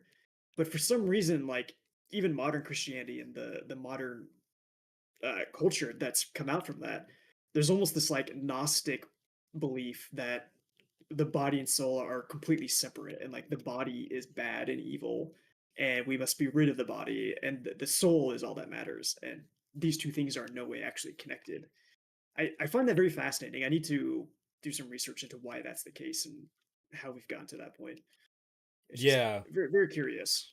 and that's exactly why I wanted to subvert that relationship that these cultures have with death, is because I wanted to kind of point out this unhealthy relationship that we have with death. I think that the idea that so much of Western society, and not even necessarily Western, but like a lot of just attitudes across the globe have in regards to the death being something that we have to conquer, that immortality is this final thing that we must achieve as a species. I find that to be disgusting, and it is the thing that has provoked some of the most heinous acts in human history. And I think that's part of the reason why I think that like a lot of people do have that weirdly grotesque relationship with death, is that they view it as something unnatural when it is the most natural part of the lived experience. It's the thing that unifies us as humans, is that no matter what you do, no matter how you live your life, you are one day going to die. And how do you want to leave the world when that happens? And if your goal is to subvert that natural order, is to subvert that beautiful thing that does unify us, why do you want that? I think that aspect specifically is definitely born out of the like hyper naturalistic stint that we went through. Uh, I think we're kind of coming out of it, or more and more people are starting to become religious or at least agnostic. But I think when you approach the world as what I see and experience now is all there is, and I cease to exist after that, then yeah, I could see why the pursuit of immortality would be important. Uh, because I mean, when you cease to exist, everything ceases to exist, and in that way, philosophically, it's like you're trying to save the universe. By Because saving when you die, yourself. the universe, yeah, when you die, the universe ceases to exist. And And so it can be viewed as moral from that lens, but it's like, no, you have to accept that the universe does exist without you, and it yeah, will go on without you, and that's okay. Like you are just a small piece of that. yeah, more than it's okay. That's the point. You know, Yeah, that's why you exist. You exist to experience a small part of this beautiful thing that we're all a part of. And accepting that you don't get to have that forever, accepting that this moment in time is the moment where you get to make a mark on the world in a positive way, that you can make the world a happier and more beautiful place by your actions and your attitudes. That's what matters, because you can't do that forever. You The best that you can do is to set an example of what people after you can reflect upon and can hope to try and achieve in their lives. And that I feel like that's another sentiment that I express in the world building with the dreamlands, is that is what to me the afterlife is that it's quite literally after your life you leave behind your memories and your experience. And I present that in a much more literal way in Colony, but it delves into a much deeper sentiment that I have about it in this literal sense of the real world of you, journaling and creating artwork about your experience is important because it leaves behind a message about what you learned in your time here. And Yulf said, I think it's more the difference between the flesh and the soul, but it's not that pretty of a word. But it is like that's the term. It's the flesh over the spirit, and like Matt said, like thinking of that as the same thing itself is yeah, like thinking of those two things as the same thing and inseparable of each other is part of the reason why people have poor attitudes toward death. Actually, I was making the opposite point. Oh, okay. I misinterpreted what you were saying then. Yeah, no. So, like the Gnostic idea is the flesh is bad and the soul is good, and they're two completely separate things. Oh, I see what you mean. Yeah, and so I think it's actually healthy to kind of view the two as, somewhat intertwined, as like your soul comes from your meats, like your flesh is somewhat tied to your soul. And so I suppose I thought you meant bad, that the body is good. Yeah. I suppose I thought you meant that in more like the terms of like if the two are the same and the way that you interpret the soul and the body as being the same, and that when you're dead, that when your body's dead, your soul's dead. They're both good. Gotcha. They're both yeah. good. Yeah. And I agree with that. They're intertwined, but they're not inseparable, but they are intertwined. And I think that I might delineate the two, that the two are separable, that my body and my soul are different from each other, that who I am physically does not represent who I am within, but or does not necessarily reflect who I am within, but it is the vessel by which I experience things that allow my soul to grow. Exactly. Yeah. Yeah. I get where you're coming from now. Yeah, I would say, at least as I understand Christian belief, speaking as a Christian, that's sort of what the Bible says. I don't think the modern church does a good job of saying that, but yeah, like the body and the soul are separate from each other. They can be separated. They do influence each other. Mm-hmm. We gotta get off my religious soapbox here. No, that is a-okay. I don't mind it, because like I'm certainly not trying to preach anything specific, but this is like, if in relation to colony, these are the attitudes and the philosophical discussions that did push me to building the world of colony and the religious aspects of colony the way that I did.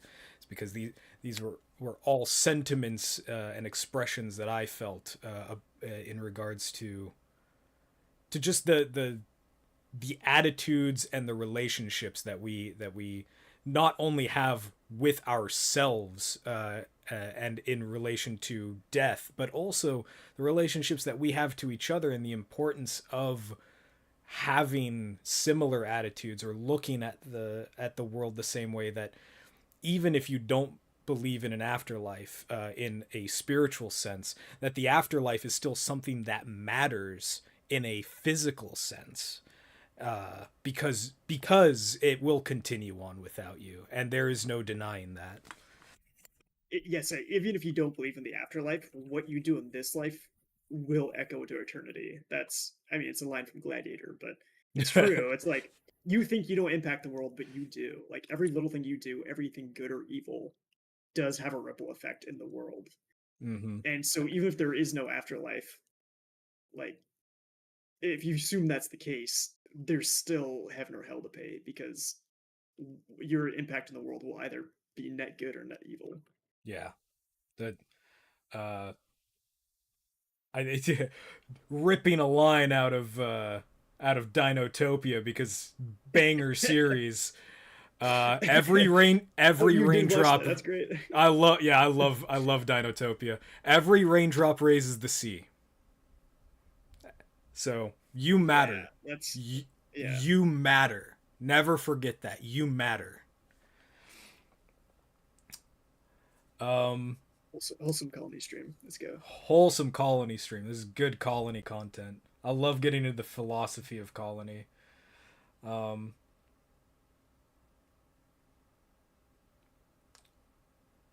let's see. So, uh, Holy crap! I've been on absolute autopilot this entire time. This is. good. I just like woke up and realized that I've been painting. I'm looking at this like, wow. Excellent. You hit the stride. That's good. It's Got the that best. flow state. I I love hitting that when I'm like working on music and I look up and suddenly it's like 4 hours later and I've got I've got just masterclass music in front of me. It's good. Uh, let's see. If I had to guess, this is a comment from our Discord server. If I had to guess, another part of the general attitude toward death is how it is viewed as something that takes from people. When someone dies, death has taken them away from you, and even if you believe you will be reunited in the hereafter, people wanting to not feel that pain again is likely another reason death is viewed as something to be conquered. I definitely, yeah, that's definitely something that I can say that I've felt before. When in my younger years, I remember the first really big funeral that not necessarily the one that I was present for, but the one that I most strongly remember was I was 10 or 11, and my mom's dad died, and I loved that man to death. Hardest worker I'd ever met in my life. He was illiterate, but he was so full of love and passion and caring. He adored his stepchildren, and which were my mom and also, you know, there was no delineation of stepchildren to just his kids. It was just his kids. All of them were. And when he passed away, I think that's the one that I felt the hardest. And the priest who was officiating it said something very compelling that stuck with me at basically every funeral that I've been to since, was that the pain and grieving that we feel now will always be temporary, because the joy that we will experience upon reuniting with them in the, you know, in this ceremony, it was referred to as heaven, whatever you want to like understand the afterlife as, the hereafter, the joy that we'll feel in reuniting in that hereafter will be far stronger than any pain or sorrow you feel now. And that alone, that attitude of just like, death is natural and you're going to experience it, and life and love are always going to trump over the feelings that you have here. It made it a lot more tolerable to deal with that depression and that agony of losing somebody close. And it really put into, in terms of the religious aspects that I was more adherent to when I was in my younger years, that definitely put a far more healthy perspective in my mind on how to approach viewing death and how to cope with losing loved ones. That's for sure.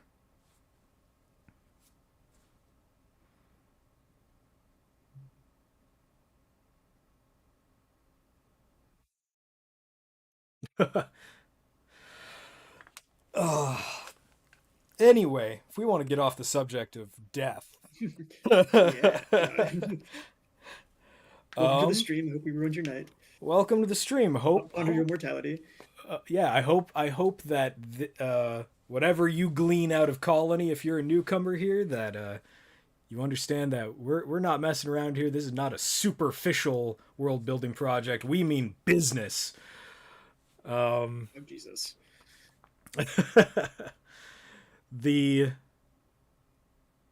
I think so. In regards to more of the other, you talked about how their attitude toward death is a lot more. It kind of pushes this more into the realm of grimdark, and that the acceptance of death is a lot more of one of the darker tones that is pushed in Colony and is a lot more prevalent and forward facing. I think one of the other aspects that I kind of wanted to play around with that, should we ever get a video game made, is I'd love to make a Souls-like, and I think I've expressed this before, I'd love to make a Souls-like that is also a roguelike, and not even to the degree that Souls-likes are roguelikes. I mean, like, you die. Like, like, your character dies, you retain all of you retain all of the experience points that you would have gained as that character, but you have to start a new character. You are literally a different person. You are literally a different person, but it kind of like flows into the lore aspect of your soul returns to the Dreamlands and then gets like there's aspects of it that get recollected into your new incarnation. I think that would be a pretty brutal way to build a Souls-like, but I think that would be interesting. I and think with your play group, you can choose to play the Colony board game that way, or the card game that way. You absolutely could. That is how I will be playing. Is if you die, you got to make a new character. I think mechanically that. DM. I think mechanically that is how we have it set up anyway. There you go. Luckily, character creation takes like 15 minutes. So, like, you die, it's not a huge problem. You can just take a small break, come back in a half hour, and have a new character ready to go. Well, Ant's number 5,265 has died. We'll now make Ant 5,266. Any in-universe reason for the boss health bar to have filled back up? It's a great question, John Joe. I don't have an answer because we're not making a video game yet. I'll figure that out when we get to it. We need a few large miracles to happen between now and then. And one of those miracles is a small loan of a couple $1 million. That would be...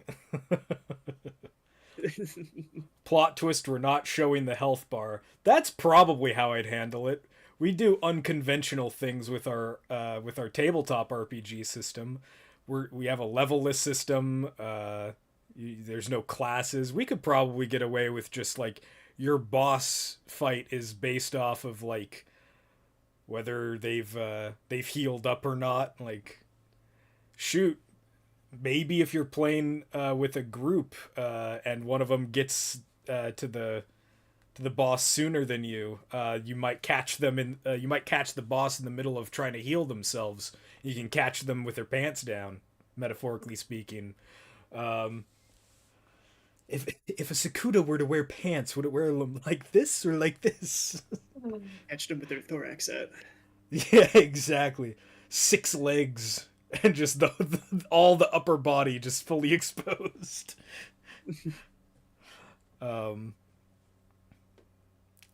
Yeah, there's a lot of avenues to go down that we don't have to get into now because we're not making a video game yet. But I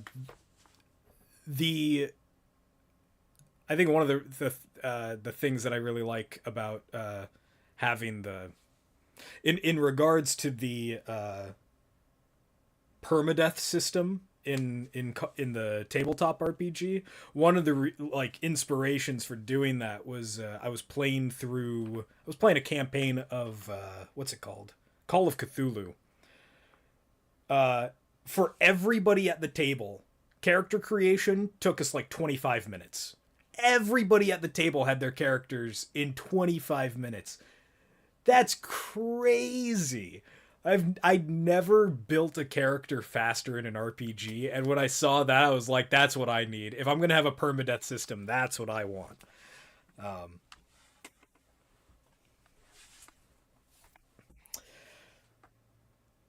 I remember first RPG I ever played was Pathfinder, and character creation was a whole like pre-session 0. So Yolf says, first, the philosophical implications of death. Next, so where would Sakuda have pants? Welcome to Colony, man.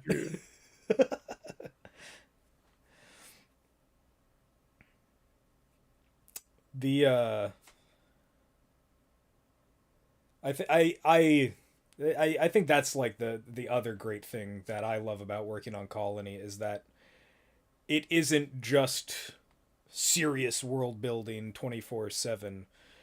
They like you can get into these goofy concepts that you can just break out into weird ideas. And I mean, like, we've already kind of like covered the way that with different styles of clothing that different castes of insects wear depending on their, or different Sakuda wear depending on their species and tribes. Just a lot of different extraneous world building concepts that are like finer details. I love that kind of stuff. The world of Colony has these beautiful ways in which you can explore silly, goofy things and really serious things, and it all flows really well with each other. And I think, that's kind of just how life is anyway. If you take life too seriously all the time, it's miserable. And if you take it silly, goofy all the time, it's also miserable. Because there's no sincerity then, and sincerity and authenticity. You have to balance it all together.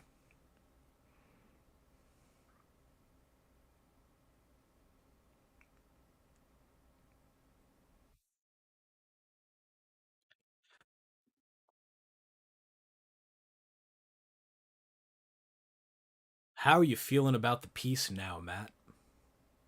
It is popping really quickly into place. Good. I'm very happy with it so far. I am also very happy. This is looking great, man. Yeah, It reads very well small. Oh yeah. Even afar, you can pretty much tell what's going on. Yeah, it's very clear.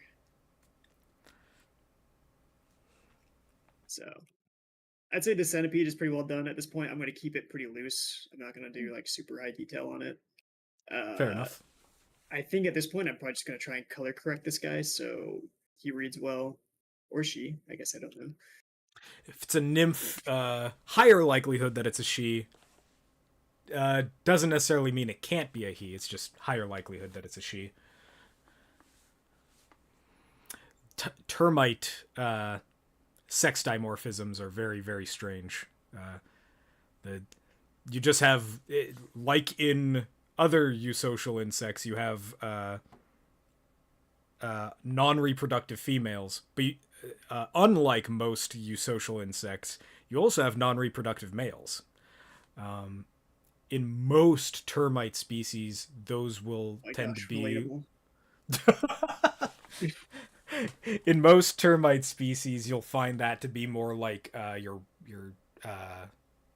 soldier class, I believe. I could be wrong on that, but I think I read that when I was first looking up their for developing their cultural stuff.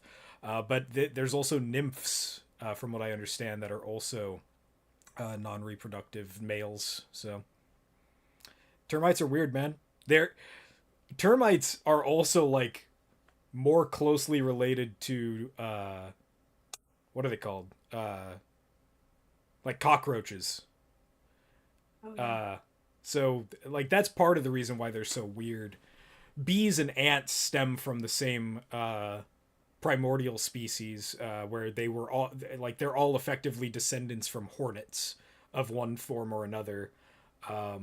Termites, like completely different, like family of insects, completely different branch, and they figured out that eusocial development is very, very useful. So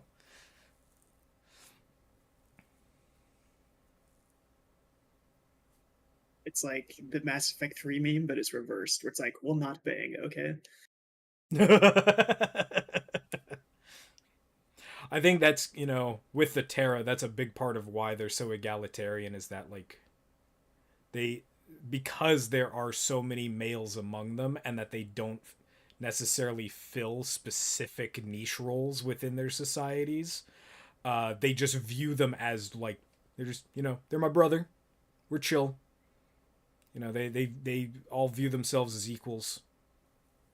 And they were roommates. Oh my god, they were roommates.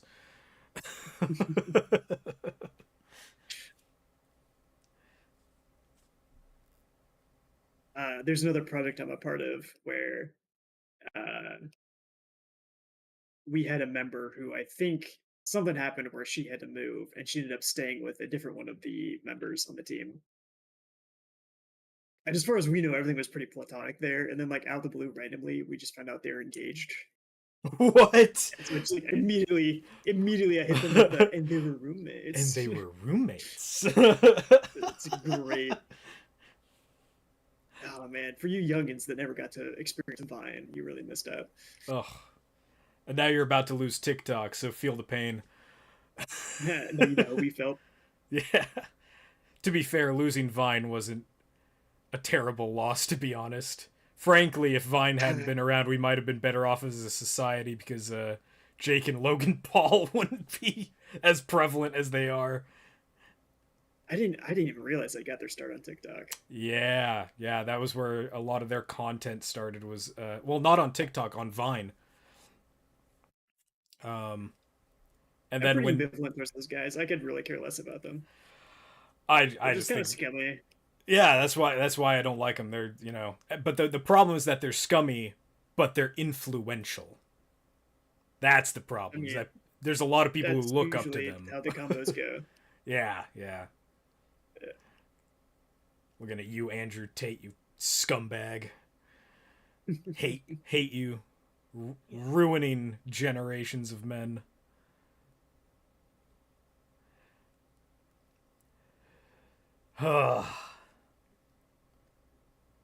Can't believe anybody takes him seriously either. Goofy looking dude. Anyway.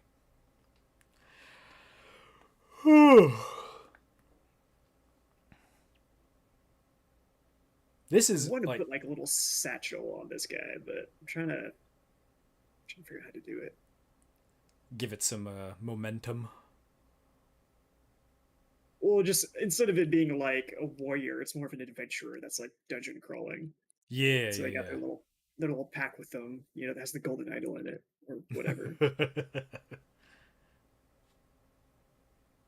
As you can see, Mr. Jones, there's nothing you can you can find that I cannot take away. I tried that Dude. new Indiana Jones game. It's actually pretty decent. Yeah? It like really feels like Indiana Jones. Like I got the style of it down perfectly. Oh yeah. It,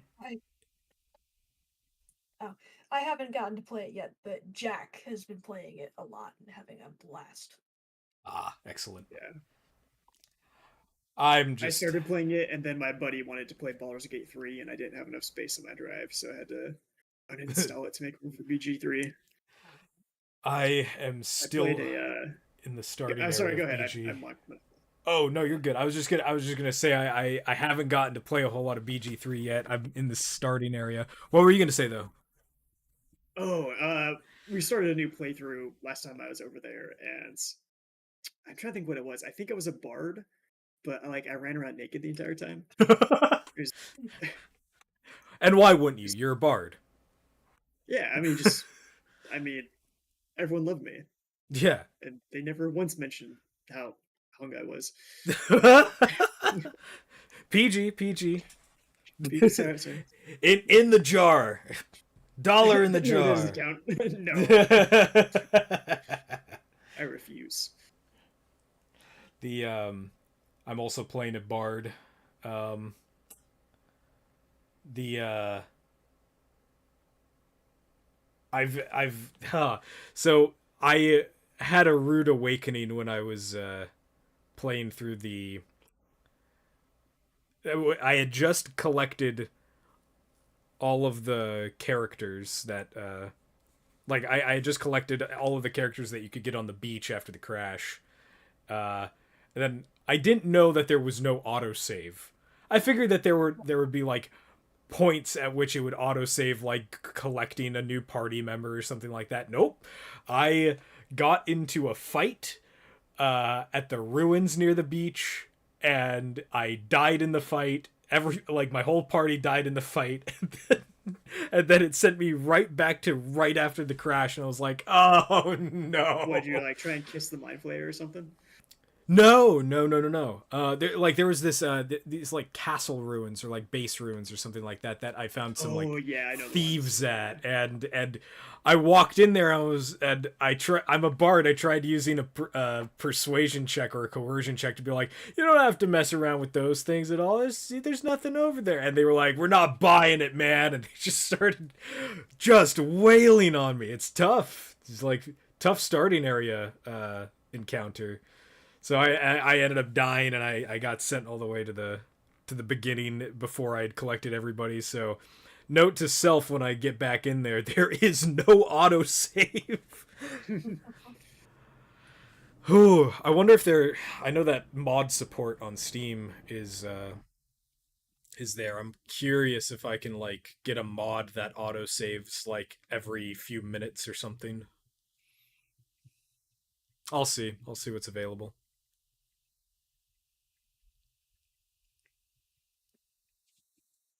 Yeah, I've really enjoyed that game. It's it's always a blast. Yeah, I've It's one of heard. those where you just have to really set aside a bunch of time to play it. Like it's like, yeah, the next 6 to 8 hours are gone. Man, I will. It'll probably take me forever to get through it, but I'll get through it eventually. I pretty much exclusively play it with my friends, so I don't foresee myself getting it finished anytime soon. Mm. I wanted to start playing with my friends. I have a friend Kyle who I was trying to play with, and it was we were like, oh, just go through the intro, and I'll meet you on the beach, or we'll link up our characters when we get to the beach. You can't do that. That's not something you can do. You got to start fresh if you're going to start with a multiplayer party. And I was like, oh no. Are you Uh, sure? I thought you it could have it someone didn't jump in. it didn't let us at the very least, and maybe you just have to get to a certain point in the campaign. But again, I'm in the starting area, and I had to restart after collecting everybody. So I'll look more into it. I because I wanna play with somebody because I'm not particularly interested in running that alone.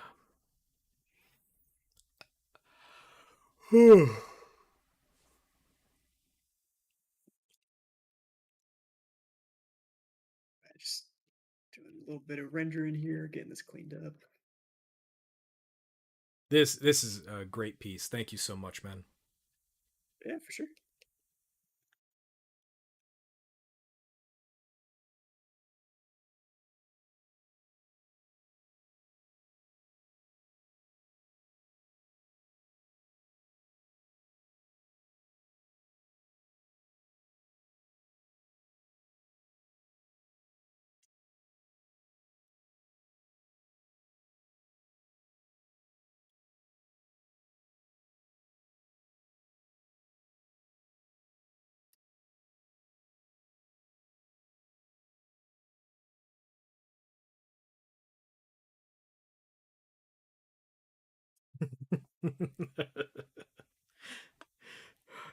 Looking at you putting the glints on those fangs just reminded me of give him the drip. Give him the drip.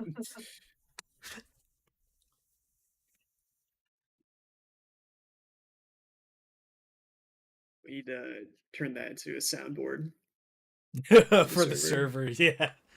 For sure, can do that.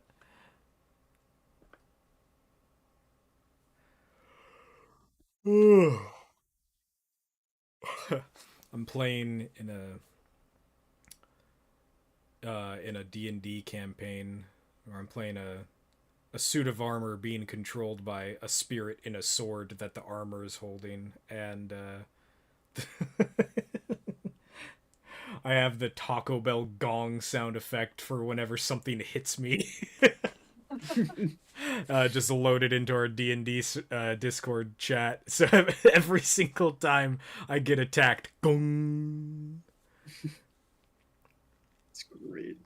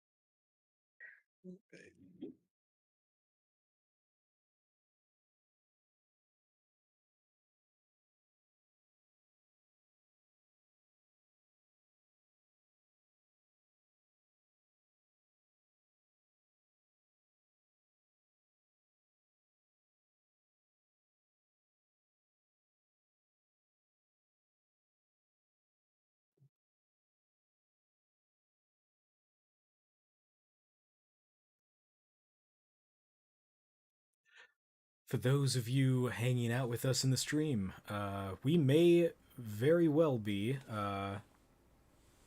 gearing up to end here pretty soon. So if you do have any more lore questions, go ahead and throw them at us now, and we'll try and discuss them.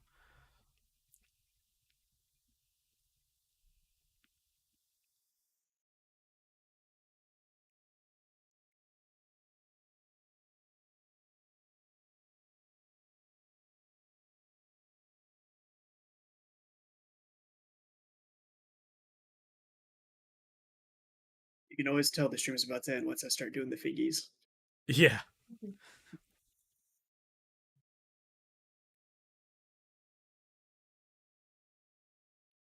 Oh, okay, let's see. Imbecilium says, say, do you recall the speculation on Mosek masked vulture bees who make that meat honey? What would happen if you treated this blood honey to the same treatment process as sun amber? Ooh. I don't know. I don't know, man. That's how you create Satan. Yeah, that's dark amber. Yeah, cursed weapons. That's ooh. I don't have lore for that yet.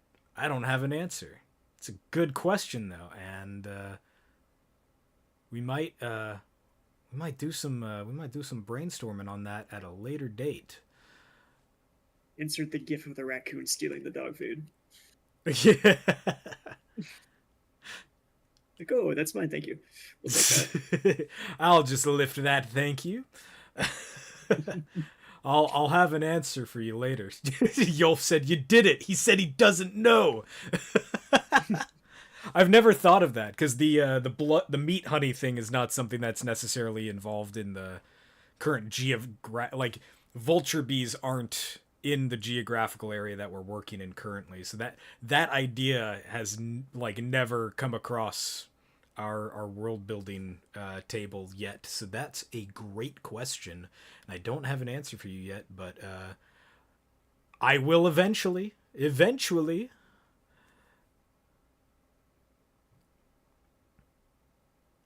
I don't think we talked about reusing shed exoskeleton. Oh, let's see.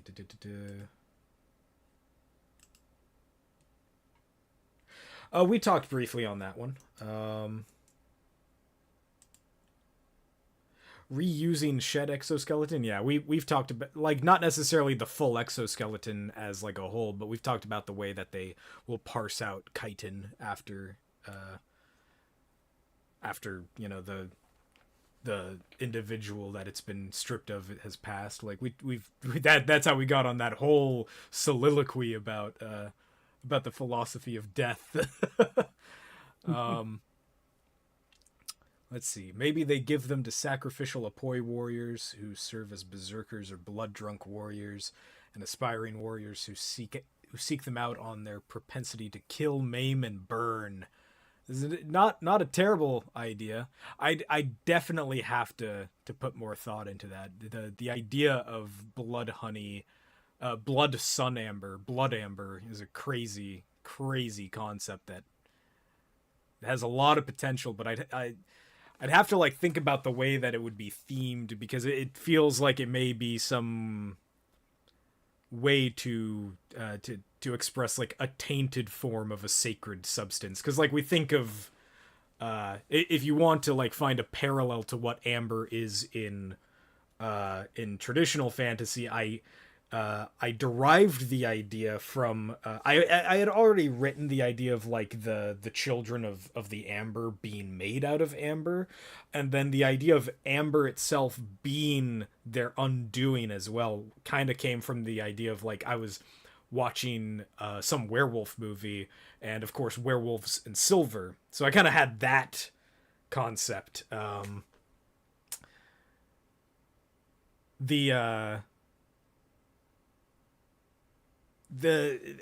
I was like that's kind of where that derives from, but trying to find like a subversion of that where it's tainted and evil is I'd have to do more research into like the idea of sacred materials like silver and like ways that it's been represented to have been corrupted in specific ways. But I can, you know, I've got loads and loads of time to be able to figure that out. So when I've got an answer, I might write one out in a colony discussion or something like that, and I'll shoot you some of the ideas that I've come up with.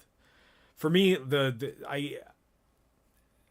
a lot of the concepts that I talk about with colony world building and lore development, for me, everything has to be very deliberate and has to be given a lot of thought.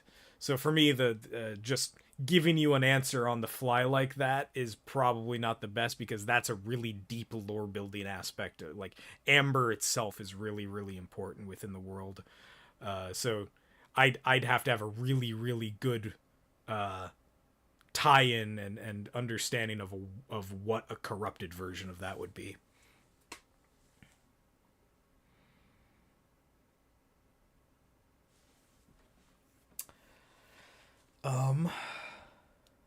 Let's see.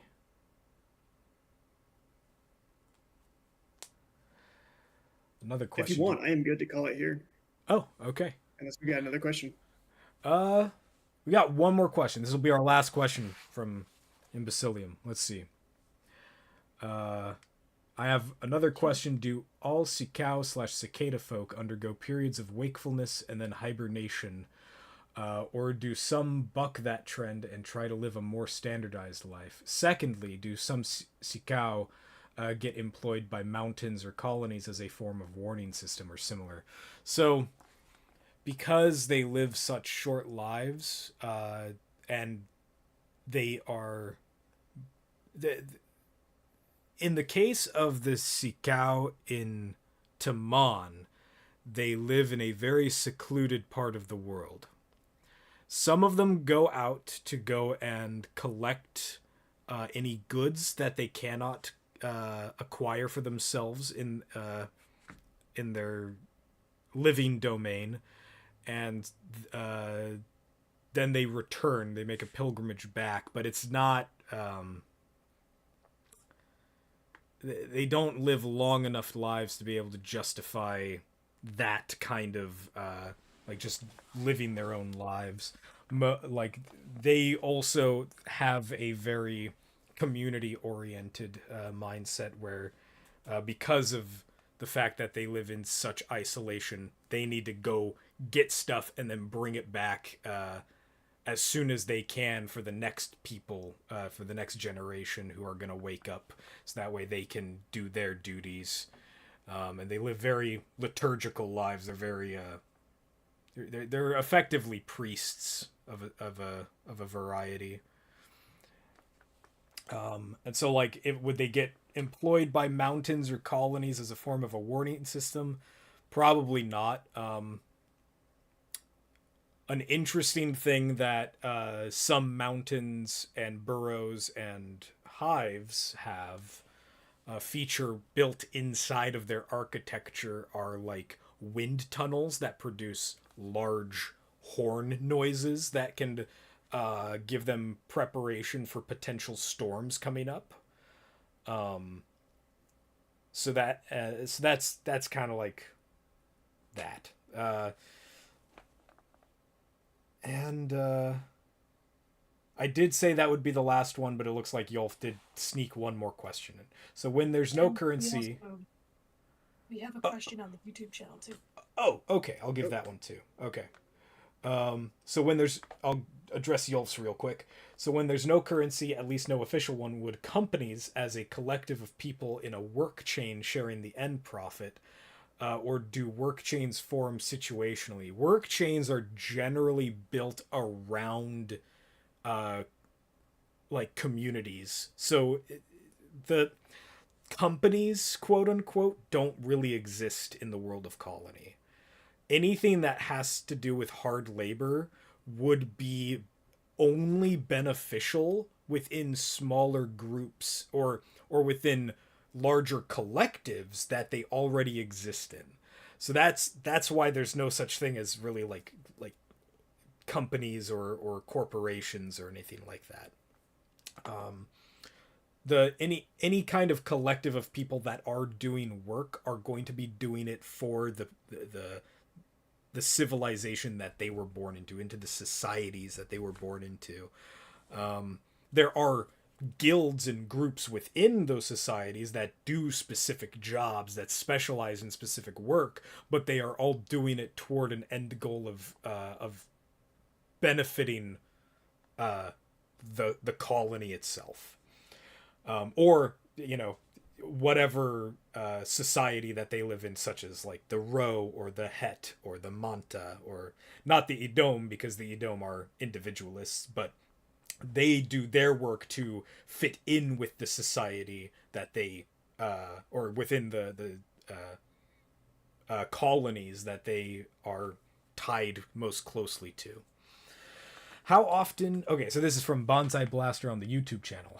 How often do the gods interfere with the affairs of the Sakuta? Have they ever given an individual Sakuta powers or other such boons? It is not something that happens, like, ever. That is... That they level... They do interact. They interact, but they not don't... to that degree. Yeah, they don't interfere, like, at all. There are very, very few occasions where they would be able to supply help that would be, like, substantial enough to make it notable.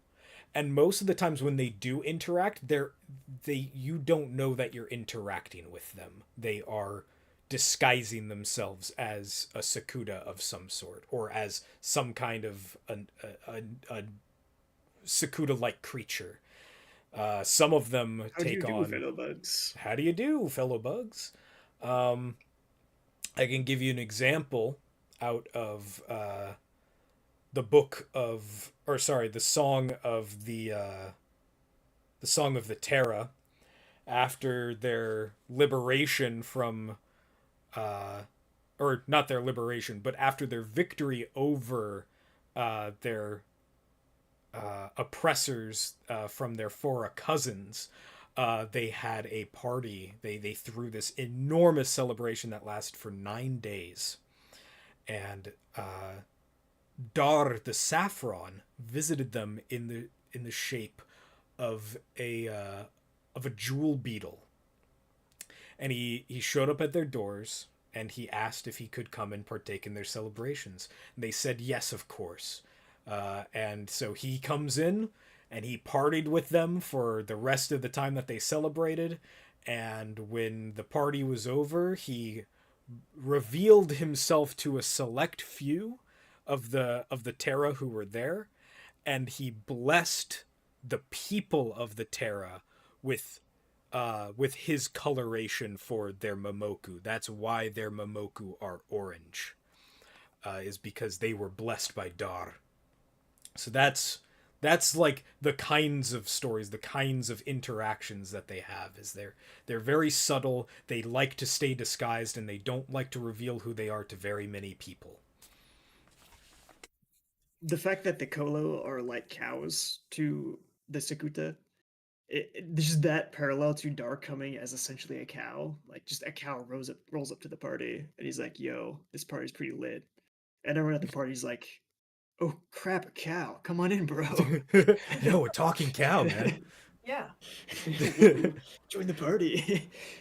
So yeah, that's like, and that's kind of like the way that they recognize that these are people that are early in their development, and they're kind of testing them as they go along. They want to see how they're developing as peoples. That's kind of what their major goal is they're just these slight small interactions to see who they are, what their character is.